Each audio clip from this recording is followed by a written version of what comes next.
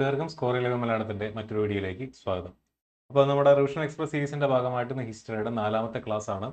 ഇതിന് മുന്നേ ഉള്ള ക്ലാസ്സുകളെല്ലാം നിങ്ങൾ കൃത്യമായിട്ട് കണ്ടു കാണും, അതെല്ലാം പഠിച്ചിട്ടായിരിക്കും നിങ്ങൾ വന്നിട്ടുണ്ടാവാന്നാണ് ഞാൻ വിശ്വസിക്കുന്നത്.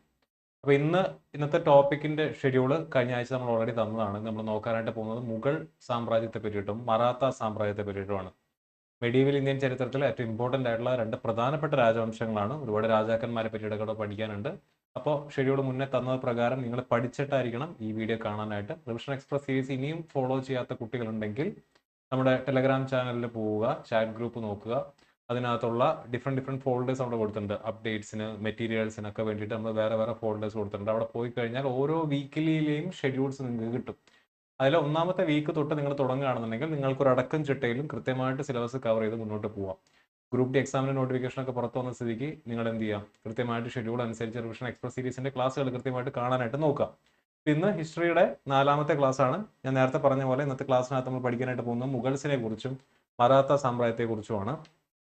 Previous year question paper analysis അല്ലെങ്കിൽ അതിനെ ആസ്പദമാക്കിക്കൊണ്ടുള്ള ഒരു ക്ലാസ്സാണ് നമ്മൾ ഇവിടെ സെറ്റ് ചെയ്തിരിക്കുന്നത്. അതിൽ മുഗൾസ് എന്ന് പറയുമ്പോൾ നമ്മൾ ഏർലി മുഗൾസ് അല്ലെങ്കിൽ ഏറ്റവും ഇമ്പോർട്ടൻ്റ് ആയിട്ടുള്ള മുഗൾ ചക്രവർത്തിമാരെ പറ്റിയിട്ടാണ് പഠിക്കുന്നത്. ലേറ്റർ മുഗൾസിനെ പറ്റി നമ്മൾ പഠിക്കുന്നില്ല. എന്താണ് ലേറ്റർ മുഗൾസ് എന്ന് പറഞ്ഞാൽ? ഔറംഗസേബിന് ശേഷം വന്നിട്ടുള്ള മുഗൾ ചക്രവർത്തിമാരെ പറ്റിയിട്ടല്ല നമ്മൾ ഈ സെഷനകത്ത് പറയുന്നത്. അത് കൂടുതൽ നമുക്ക് ആധുനിക ഇന്ത്യ ചരിത്രത്തിൽ അല്ലെങ്കിൽ മോഡേൺ ഹിസ്റ്ററിയിൽ പഠിക്കാവുന്നതാണ്. ഓക്കെ, ഇന്ന് നമ്മൾ പ്രധാനമായിട്ട് നോക്കാനായിട്ട് പോകുന്നത് ബാബർ മുതൽ ഔറംഗസേബ് വരെയുള്ള മുഗൾ ചക്രവർത്തിമാരുടെ അവരുടെ പ്രധാനപ്പെട്ട ഭാഗങ്ങൾ, ഇമ്പോർട്ടൻ്റ് ആയിട്ടുള്ള പോയിന്റ്സ് ആണ് നമ്മൾ പഠിക്കാനായിട്ട് പോകുന്നത്. അപ്പോൾ അതിൽ ഏറ്റവും ആദ്യത്തെ ചോദ്യങ്ങൾ നിങ്ങൾ രാവിലെ ക്വസ്റ്റ്യൻസ് കിട്ടിക്കാണും, നിങ്ങൾ ചെയ്ത് കാണും. ഏറ്റവും ആദ്യത്തെ ചോദ്യം എന്ന് പറയുന്നത് ബാബറിനെ പറ്റിയിട്ടുള്ള ചോദ്യമാണ്. തുലുഗാമ എന്ന് പറയുന്നത് എന്താണ്? തുലുഗാമ എന്ന് പറയുന്നത് എന്താണെന്ന് NTPCക്ക് ചോദിച്ചിട്ടുള്ള ചോദ്യമാണ്. എന്താണ് Tulughma? It is a military strategy used by Babur. Babur ഉപയോഗിച്ചിട്ടുള്ള മിലിറ്ററി സ്ട്രാറ്റജിയാണ് എന്ത്? തുലുഗാമ എന്ന് പറഞ്ഞു കഴിഞ്ഞാൽ. അടുത്തത് ബാബർ നാമ അല്ലെങ്കിൽ മെമ്മോയിഴ്സ് ഓഫ് ബാബർ എന്ന് പറയുന്ന പുസ്തകം, അതിനെ വിളിക്കുന്ന മറ്റൊരു പേരാണ് തുസുക്കി ഇ ബാബറി. ഇത് എഴുതിയത് ആര് എന്നാണ് ചോദിച്ചിരിക്കുന്നത്. ആരാണ്? ബാബർ തന്നെ എഴുതിയിട്ടുള്ള ഒരു കൃതിയാണത്. ഓക്കെ, അപ്പോൾ ഈ രണ്ട് ചോദ്യങ്ങളുടെയും ഉത്തരം നിങ്ങൾ ശരിയാക്കി കാണുമെന്ന് ഞാൻ വിശ്വസിക്കുന്നു. നമുക്ക് ബാബറിനെ പറ്റിയിട്ട് എന്താണ് നമുക്ക് നോക്കാനുള്ളതെന്ന് നോക്കാം. അപ്പോൾ ബാബറിന്റെ ശരിയായിട്ടുള്ള പേര് ഇതിന് മുന്നേ SSC എക്സാംസിനും RRBയുടെ പല എക്സാംസിനും ചോദിച്ചിട്ടുണ്ട്. സഹീറുദ്ദീൻ മുഹമ്മദ് ബാബർ, അങ്ങനെയാണ് ബാബറിന്റെ യഥാർത്ഥ നാമം. സഹീറുദ്ദീൻ എന്ന പേരിൽ അറിയപ്പെടുന്ന മുഗൾ ചക്രവർത്തി ആരെന്ന് ഇതിന് മുന്നേ SSCക്ക് ചോദിച്ചിട്ടുണ്ട്. അപ്പോൾ അത് പഠിച്ചിട്ട് പോവുക. സഹീറുദ്ദീൻ മുഹമ്മദ് ബാബർ എന്നാണ് മുഗൾ സാമ്രാജ്യത്തിന്റെ ഈ പറയുന്ന അടിത്തറയിട്ടിട്ടുള്ള ബാബർ അറിയപ്പെടുന്നത്. അപ്പോൾ ബാബർ ഈ പറഞ്ഞ പോലെ അച്ഛന്റെ ലീനേജിലൂടെ ഒരു തൈമുറും അമ്മയുടെ ലീനേജിലൂടെ ഒരു ചെങ്കിസ് ഖാന്റെ ലീനേജുമുള്ള ഒരു തിമുറിഡ് എന്താ പറയുക ഡൈനാസ്റ്റി ക്ലെയിം ഉള്ള ഒരാളായിരുന്നു ബാബർ എന്ന് പറയുന്നത്. തിമുറിഡ് അല്ലെങ്കിൽ തൈമുർ എന്ന് പറയുന്നത് നമ്മൾ ഓൾറെഡി പഠിച്ചതാണ്. ഡൽഹി സുൽത്താനേറ്റിനകത്ത് തൈമുർ ഇൻവേഷൻ നടക്കുന്നതിനെ പറ്റി നമ്മൾ പറഞ്ഞിട്ടുണ്ടായിരുന്നു. അലാവുദ്ദീൻ ഖിൽജിയുടെ ഖിൽജി ഡൈനാസ്റ്റി, തുഗ്ലക് ഡൈനാസ്റ്റി ഒക്കെ ഇരിക്കുന്ന സമയത്താണ് ഈ തൈമൂർസിന്റെ ആക്രമണം ഇന്ത്യയിലേക്ക് വരുന്നത്. അപ്പോൾ ആ ഡൈനാസ്റ്റിയുടെ ക്ലെയിം അല്ലെങ്കിൽ അവരുടെ ലീനേജ് അവകാശപ്പെടുന്ന ഒരാളാണ് ആര്? ബാബർ എന്ന് പറഞ്ഞു കഴിഞ്ഞാൽ.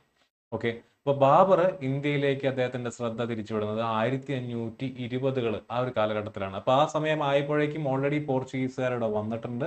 നമ്മൾ വിജയനഗര സാമ്രാജ്യം പഠിച്ചപ്പോൾ പറഞ്ഞതാണല്ലോ, കൃഷ്ണദേവരായുടെ സമയത്തും ബാബറും കൃഷ്ണദേവരായും കണ്ടംപററീസ് ആണ് നമ്മൾ പറഞ്ഞിട്ടുണ്ടായിരുന്നു. ആൻഡ് ഈ പറഞ്ഞ വിജയനഗര സാമ്രാജ്യത്തിന്റെ സമയത്ത് ഇവിടെ ആരുണ്ടായിരുന്നു? പോർച്ചുഗീസുകാരുണ്ടായിരുന്നു. 1510 ഗോവ അവർ ക്യാപിറ്റലാക്കി വെച്ചിട്ടുണ്ടായിരുന്നു. അതൊക്കെ നമ്മൾ പഠിച്ചാണ്. ഇനി 1519നും 1524നും ഇടയിൽ ബാബർ എന്ത് ചെയ്യുന്നു? അപ്പോൾ ബാബറിന്റെ ഈ പറഞ്ഞ പോലെ അദ്ദേഹത്തിന് പരമ്പരാഗതമായിട്ട് കിട്ടിയിട്ടുള്ള അദ്ദേഹത്തിന് ഭരിക്കാനുള്ള പ്രോപ്പർട്ടി കിടക്കുന്നത് എവിടെയാണ്? സെൻട്രൽ ഏഷ്യയാണ്. അദ്ദേഹത്തിന്റെ ഈ പറഞ്ഞ ജന്മനാട് അല്ലെങ്കിൽ ജന്മദേശം എന്നൊക്കെ നമുക്ക് പറയാൻ പറ്റുന്നത് ഈ പറഞ്ഞ പോലെ ഉസ്ബെക്ക്, തുർക്ക്മെനിസ്ഥാൻ ആ ഒരു ഏരിയ കേന്ദ്രീകരിച്ചിട്ടുള്ള ഒരു സെൻട്രൽ ഏഷ്യ കേന്ദ്രീകരിച്ചുകൊണ്ട് ജീവിച്ചിരുന്ന ഒരു വംശത്തിൽപ്പെട്ട ആളായിരുന്നു ബാബർ. അദ്ദേഹത്തിന്റെ ശ്രദ്ധ എങ്ങോട്ട് കേന്ദ്രീകരിക്കുന്നു? ഇന്ത്യയിലേക്ക് കേന്ദ്രീകരിക്കുന്നു. ഇവിടെ അദ്ദേഹം 1519നും 1524നും ഇടയിൽ എന്ത് ചെയ്യുന്നു? ഈ പറഞ്ഞ പോലെ പല എക്സ്പെഡീഷൻസിലൂടെ വന്ന് അദ്ദേഹം ബേര, സിയാൽകോട്ട്, ലാഹോർ തുടങ്ങിയ സ്ഥലങ്ങളൊക്കെ പിടിച്ചെടുക്കുന്നുണ്ട്. ഇനി 1526 ഇബ്രാഹിം ലോധിയെ തോൽപ്പിച്ചുകൊണ്ടുള്ള 1ാം പാനിപ്പട്ട് യുദ്ധത്തിന് മുന്നേ 4ഓളം എക്സ്പെഡീഷൻസ് ബാബർ ഇന്ത്യയിലേക്ക് നടത്തിയിട്ടുണ്ട്. 1524 4ഓളം എക്സ്പെഡീഷൻസ് ബാബർ ഇന്ത്യയിലേക്ക് നടത്തിയിട്ടുണ്ട്. അപ്പോൾ അത് കൃത്യമായിട്ട് പഠിച്ചു വെക്കുക. ഇതിന് മുന്നേ SSCക്ക് ചോദിച്ചൊരു ചോദ്യമാണ്, എത്ര എക്സ്പെഡീഷൻസ് ആണ് ബാബർ പാനിപ്പട്ട് യുദ്ധത്തിന് മുന്നേ ഇന്ത്യയിലേക്ക് നടത്തിയിട്ടുള്ളത്? 4. അപ്പോൾ അത്തരത്തിലുള്ള ചോദ്യങ്ങൾ വരെ നമ്മൾ പ്രതീക്ഷിക്കണം. അതുകൊണ്ടാണ് ഞാൻ നേരത്തെ പറഞ്ഞത് നമ്മുടെ ക്ലാസ് ഇവിടെ തരുന്നതിനകത്ത് പ്രീവിയസ് ഇയർ ക്വസ്റ്റ്യൻ പേപ്പറിനകത്ത് ചോദിച്ചിട്ടുള്ളതാണ് ഈ കാണുന്ന ഓരോ വരിയും. അപ്പോൾ അത് പഠിച്ച് പോവുക. ഓക്കെ, ഇതിനേക്കാൾ ചെറുതാക്കാൻ നമുക്ക് പറ്റില്ല. ഇതിനേക്കാൾ വലുതായിട്ടാണ് നിങ്ങൾ പഠിക്കേണ്ടത്. ആക്ച്വലി റിവിഷന് വരുമ്പോൾ നിങ്ങൾ ഈ രീതിയിലെങ്കിലും പഠിച്ചാലാണ് നിങ്ങൾക്ക് ഉപകാരമാവുള്ളൂ. ഓക്കെ. ഇനി ഒന്നാം പാനിപ്പട്ട് യുദ്ധം നടന്ന വർഷം സമയം 21 ഏപ്രിൽ 1526 ഒന്നാം പാനിപ്പട്ട് യുദ്ധം നടക്കുന്നത്. ബാബറിന് നമ്മുടെ അന്നത്തെ ഈ പറയുന്ന ലോധി ഡൈനാസ്റ്റിയുടെ ഡൽഹി സുൽത്താനായിട്ടിരുന്ന ഇബ്രാഹിം ലോധിക്ക് ഒരുപാട് ശത്രുക്കളുള്ള വ്യക്തിയായിരുന്നു. സ്വന്തം അമ്മാവൻ, അനിയൻ ഉൾപ്പെടെയുള്ള ആളുകളെല്ലാം തന്നെ അദ്ദേഹത്തിന് ശത്രുക്കളായിട്ട് വന്നിട്ടുണ്ട്.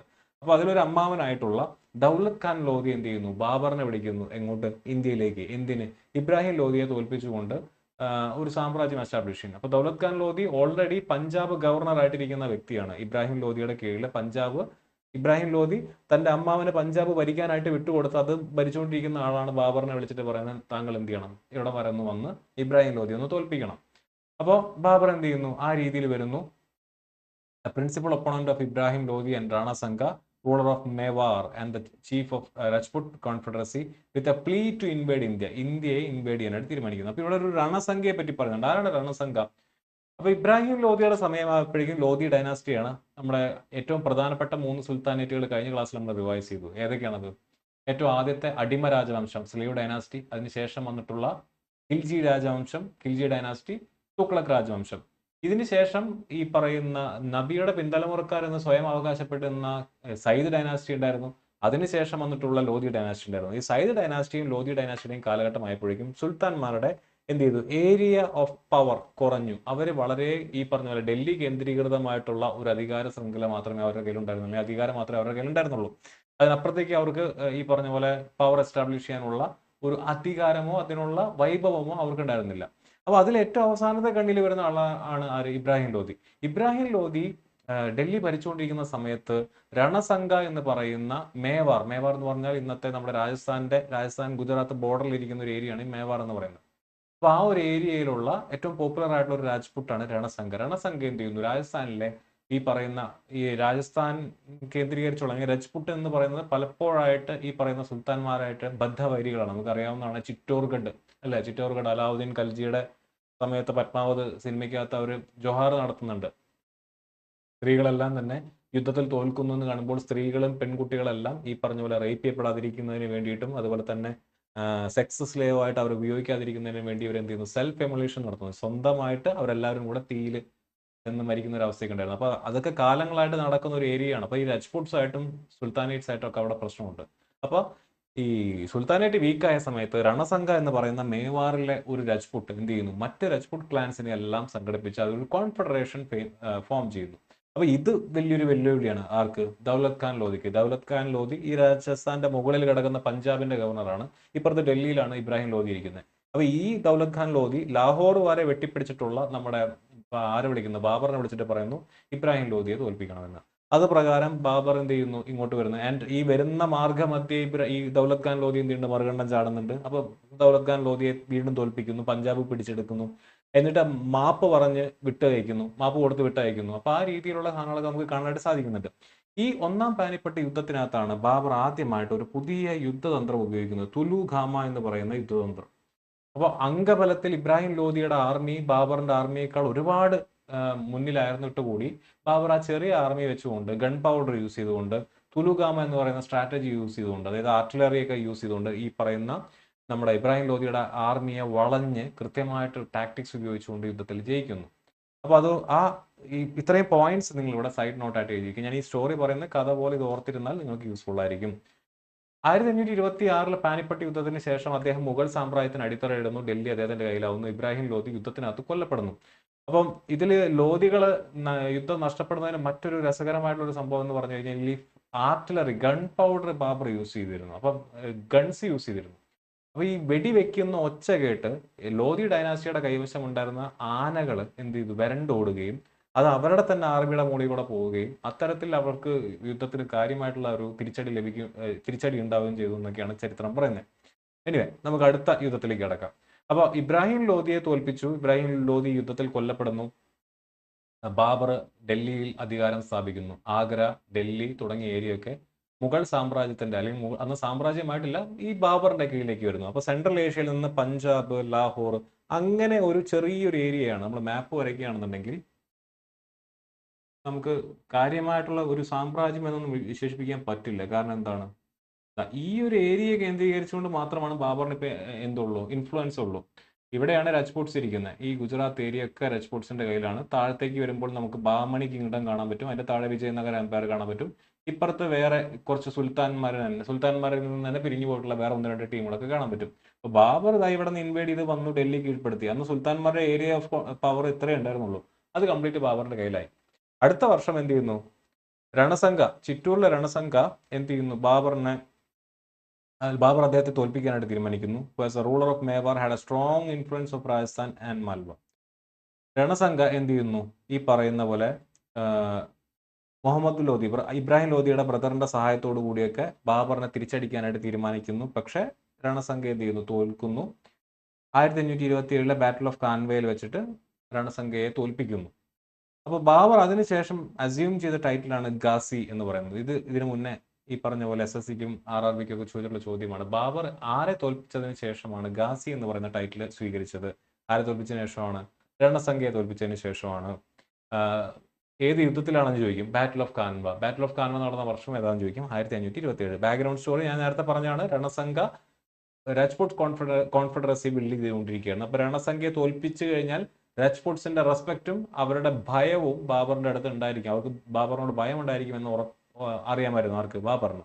സോ ഇനി ബാബർ ഈ പറഞ്ഞ പോലെ ഇബ്രാഹിം ലോധിയും ദൗലത് ഖാൻ ലോധിയെയും ഈസി ആയിട്ട് ഹാൻഡിൽ ചെയ്തപ്പോൾ, കാരണം ഇബ്രാഹിം ലോധിയുടെ ആർമി അത്ര വലുതായിട്ട് പോലും ഈസി ആയിട്ട് ബാബർ അത് ഹാൻഡിൽ ചെയ്തെന്ന് കണ്ടപ്പോൾ രണസംഘ എന്ത് ചെയ്യുന്നു, എക്സ്ട്രാ ഹെൽപ്പിന് നേടി. ആരുടെ കയ്യിൽ നിന്ന്? ഇബ്രാഹിം ലോധിയുടെ അടുത്തുനിന്നും ഇബ്രാഹിം ലോധിയുടെ ബ്രദർ ആയിട്ടുള്ള മഹമ്മദ് ലോധിയുടെ അടുത്തുനിന്നും, അതുപോലെ തന്നെ അഫ്ഗാൻ മുസ്ലിംസിന്റെ കയ്യിൽ നിന്നും. എന്താണ് ഈ അഫ്ഗാൻ മുസ്ലിംസ് എന്ന് പ്രത്യേകം എടുത്തു പറയാൻ കാരണം? അപ്പം പലപ്പോഴും നമ്മൾ ചരിത്രത്തെ ഈ പറഞ്ഞ പോലെ വായിച്ചെടുക്കുമ്പോൾ എപ്പോഴും പറയുന്നത് ഇത് മുസ്ലിംസും ഹിന്ദുസും തമ്മിലുള്ള പോരാട്ടം എന്നുള്ള രീതിയിലാണ്. അങ്ങനെയല്ല. ഈ അഫ്ഗാൻ മുസ്ലിംസ്, അതുപോലെ തന്നെ തുർക്കിഷ് മുസ്ലിംസ്, അതൊക്കെ വ്യക്തമായിട്ടുള്ള ഡിമാർക്കേഷൻസ് ഉണ്ട്. ഡൽഹി സുൽത്താനേറ്റ്സിനകത്ത് അഫ്ഗാൻ ലീനേജ് അവകാശപ്പെടുന്ന ഒരേ ഒരു ടീമുകളാണ് ഈ പറയുന്ന ലോധിക്കാർ. അപ്പോൾ അവരുടെ ഹെൽപ്പോട് കൂടിയാണ്, അവരുടെ ഹെൽപ്പ് ആര് ചോദിക്കേണ്ടത്? രണസംഘ ചോദിക്കുകയാണ്. എന്തിനു വേണ്ടി?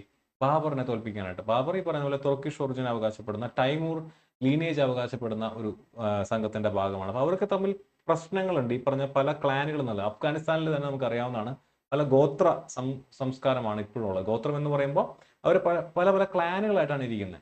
അപ്പൊ ആ ക്ലാൻസ് തമ്മിൽ അങ്ങോട്ടും ഇങ്ങോട്ടും എപ്പോഴും എന്താണ്, തർക്കം, അതുപോലെ തന്നെ യുദ്ധം ഒക്കെ ഉള്ള ഒരു സാഹചര്യമാണ് അവിടെ ഉള്ളത്. ഓക്കെ, ആഫ്റ്റർ ഡിഫീറ്റിംഗ് രണസംഘയെ തോൽപ്പിച്ചതിന് ശേഷം എന്ത് ചെയ്യുന്നു, ബാബർ ഈ പറയുന്ന പോലെ ഗാസി എന്ന് പറയുന്ന ടൈറ്റിൽ അസ്യൂം ചെയ്യുന്നു. ഓക്കെ, അത്രയും പോയിന്റ്സ് നിങ്ങൾ കൃത്യമായിട്ട് ഓർത്തിരിക്കുക. ഇനി അപ്പൊ സഹീറുദ്ദീൻ മുഹമ്മദ് ബാബറിന്റെ അടുത്ത പോയിന്റ് എന്താണ്? 1526 ബാറ്റിൽ ഓഫ് പാനിപ്പട്ട്, 27 കാൻവ, പാനിപ്പട്ടിൽ ഇബ്രാഹിം ലോധിയെ തോൽപ്പിക്കുന്നു, 27 രണസംഘയെ തോൽപ്പിക്കുന്നു. 1528 ബാബർ അദ്ദേഹത്തിന്റെ ശ്രദ്ധ എങ്ങോട്ട് വിടുകയാണ്? മേദിനി റായ് എന്ന് പറയുന്ന വ്യക്തിയുടെ അടുത്തേക്ക് വിടുകയാണ്.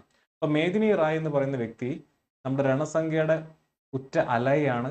മാൽവ കേന്ദ്രീകരിച്ചുകൊണ്ട് ഭരിച്ചിരുന്ന ഒരു രജ്പുട്ടാണ്. അപ്പൊ അദ്ദേഹത്തിനെ തോൽപ്പിക്കാനായിട്ട് ബാബർ തീരുമാനിക്കുന്നു. അപ്പൊ അവിടെ പ്രധാനപ്പെട്ട ഈ മാൽവ കീഴ്പ്പെടുത്താൻ, അല്ലെങ്കിൽ ഈ പറഞ്ഞ പോലെ ചന്ദേരി യുദ്ധത്തിൽ മേദിനി റായിനെ തോൽപ്പിക്കാൻ തടസ്സമായിട്ട് നിന്നിരുന്ന ഒരു പ്രധാനപ്പെട്ട ഒരു ഫോർട്ടാണ്. ആ ഫോർട്ടൊക്കെ ബാബർ പൊളിച്ചടക്കുന്നുണ്ട്. അങ്ങനെ മേദിനി റായിനും എന്ത് ചെയ്യുന്നു, തോൽപ്പിക്കുന്നു. 1529 ബാറ്റിൽ ഓഫ് ഗാഗ്ര നടക്കുന്നു. ബാറ്റിൽ ഓഫ് ഗാഗ്രയുടെ ആസ്പദമാക്കിയത് എന്താണ്? നേരത്തെ പറഞ്ഞ സുൽത്താൻ ഇബ്രാഹിം ലോധിയുടെ ബ്രദറായിട്ടുള്ള മുഹമ്മദ് ലോധിയും Sultan Nusrat Shah, son in law of Ibrahim ലോധിയും എന്ത് ചെയ്യുന്നു, ബാബറിനെതിരെ ഗൂഢാലോചന നടത്തുന്നു. അവരെയും ബാബർ എന്ത് ചെയ്യുന്നു, അടിച്ച് തുരത്തുന്നു. അങ്ങനെ 4 വർഷം ആണ് പ്രോപ്പറായിട്ട് ബാബർ ഭരിച്ചിട്ടുള്ളത്. പക്ഷേ ഈ 4 വർഷവും പ്രധാനമായിട്ടുള്ള 4 യുദ്ധങ്ങൾ ഉണ്ടായിട്ടുണ്ട്. ഈ 4 യുദ്ധങ്ങൾ നടത്തുന്നതിലൂടെ പവർ കൺസോളിഡേഷൻ നടപ്പിലാക്കാനായിട്ട് ആർക്ക് സാധിച്ചു? ബാബറിന് സാധിച്ചു. പിന്നീട് വന്നിട്ടുള്ള മുഗൾ ചക്രവർത്തിമാർക്ക് ഇത് കുറച്ചുകൂടെ അനുഗ്രഹമായി. കാരണം ഈ പറയുന്ന മുഹമ്മദ് ലോധി കുറച്ച് ഈസ്റ്റിലേക്ക് മാറിയിട്ടുള്ള, UP ബീഹാർ ഏരിയയിലേക്ക് മാറിയിട്ടുള്ള ആളുകളാണ്. രണസംഘ രാജസ്ഥാൻ ഏരിയ കേന്ദ്രീകരിച്ചിട്ടുള്ളതാണ്.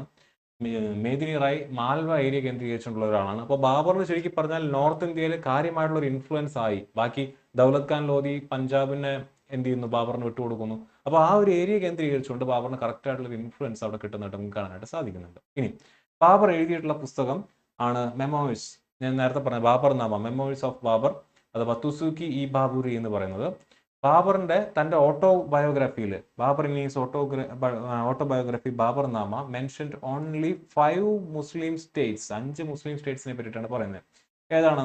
ബംഗാള്, ഡൽഹി, മാൽവ, ഗുജറാത്ത് ആൻഡ് ബാഹ്മണി. ബാഹ്മണി കിങ്ഡത്തെ നമ്മൾ നേരത്തെ പറഞ്ഞതാണ്. And 2 Hindu states. ഏതൊക്കെയാണത്?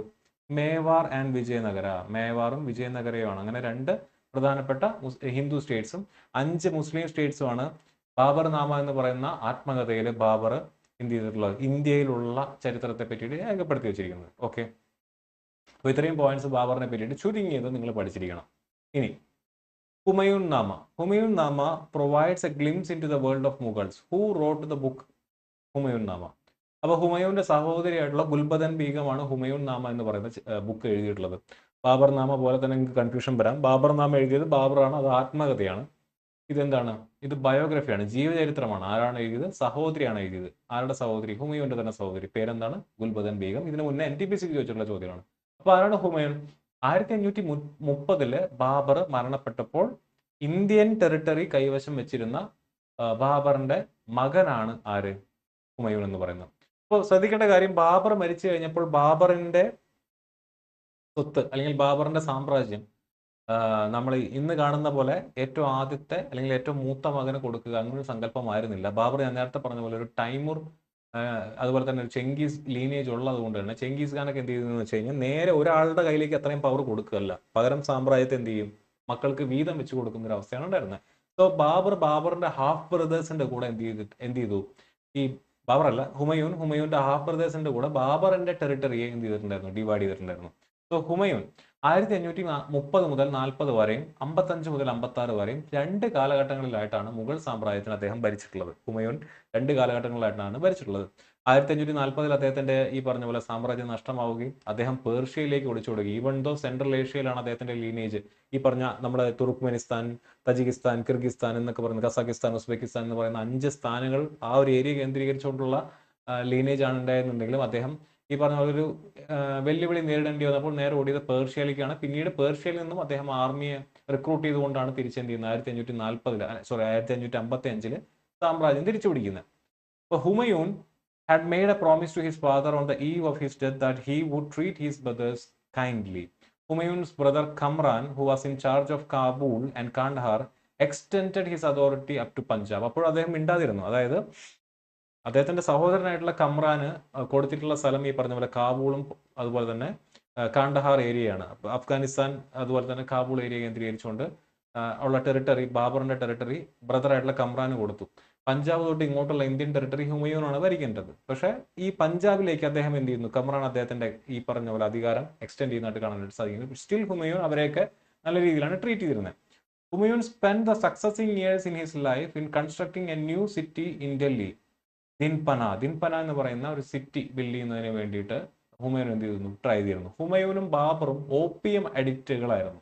ഒരു നല്ല രീതിയിൽ ഓപ്പിയം യൂസ് ചെയ്തിരുന്ന ആളുകളായിരുന്നു. Humayun had 2 major rivals for his lands. അത് വളരെ ഇമ്പോർട്ടന്റ് ആണ്. ഹുമയൂന്റെ സമയമായപ്പോഴേക്കും ബാബർ ഈവൻ ദോ ബാബർ ഈ പറഞ്ഞ പോലെ പവർ കൺസോളിഡേഷൻ നടത്തിയാണെങ്കിൽ ഹുമയൂന് 2 ഏരിയയിലായിട്ട് 2 ശത്രുക്കൾ ഉണ്ടായിരുന്നു. ഇങ്ങ് ബംഗാളില് ഷേർഖാൻ, ഷേർഷാ സൂരി എന്നെല്ലാം വിളിക്കുന്ന ഒരു സുൽത്താനും, ഇങ്ങ് ഗുജറാത്തില് സുൽത്താൻ ഓഫ് ബഹദൂർ എന്ന് വിളിക്കുന്ന മറ്റൊരു സുൽത്താനും. ഇവർ 2 പേരും ഹുമയൂന് പാരകളായിരുന്നു. അപ്പോൾ ഒരാളെ തോൽപ്പിക്കാൻ പോകുമ്പോൾ അടുത്ത ആൾ എന്ത് ചെയ്യും? ഡൽഹി കേന്ദ്രീകരിച്ച് വരും. അയാളെ തോൽപ്പിക്കാൻ പോകുമ്പോൾ ഇയാൾ എന്ത് ചെയ്യും? ഇവിടെ നിന്ന് ആക്രമണം അയച്ചുവിടും. അപ്പോൾ 2 സൈഡിൽ നിന്നും ഹുമയൂന് ഭാഗമായിട്ട് കിട്ടിയിട്ടുള്ള ടെറിട്ടറിയിൽ അദ്ദേഹത്തിന് എന്ത് ചെയ്യുന്നുണ്ടായിരുന്നു? വെല്ലുവിളികൾ ഉണ്ടായിരുന്നു.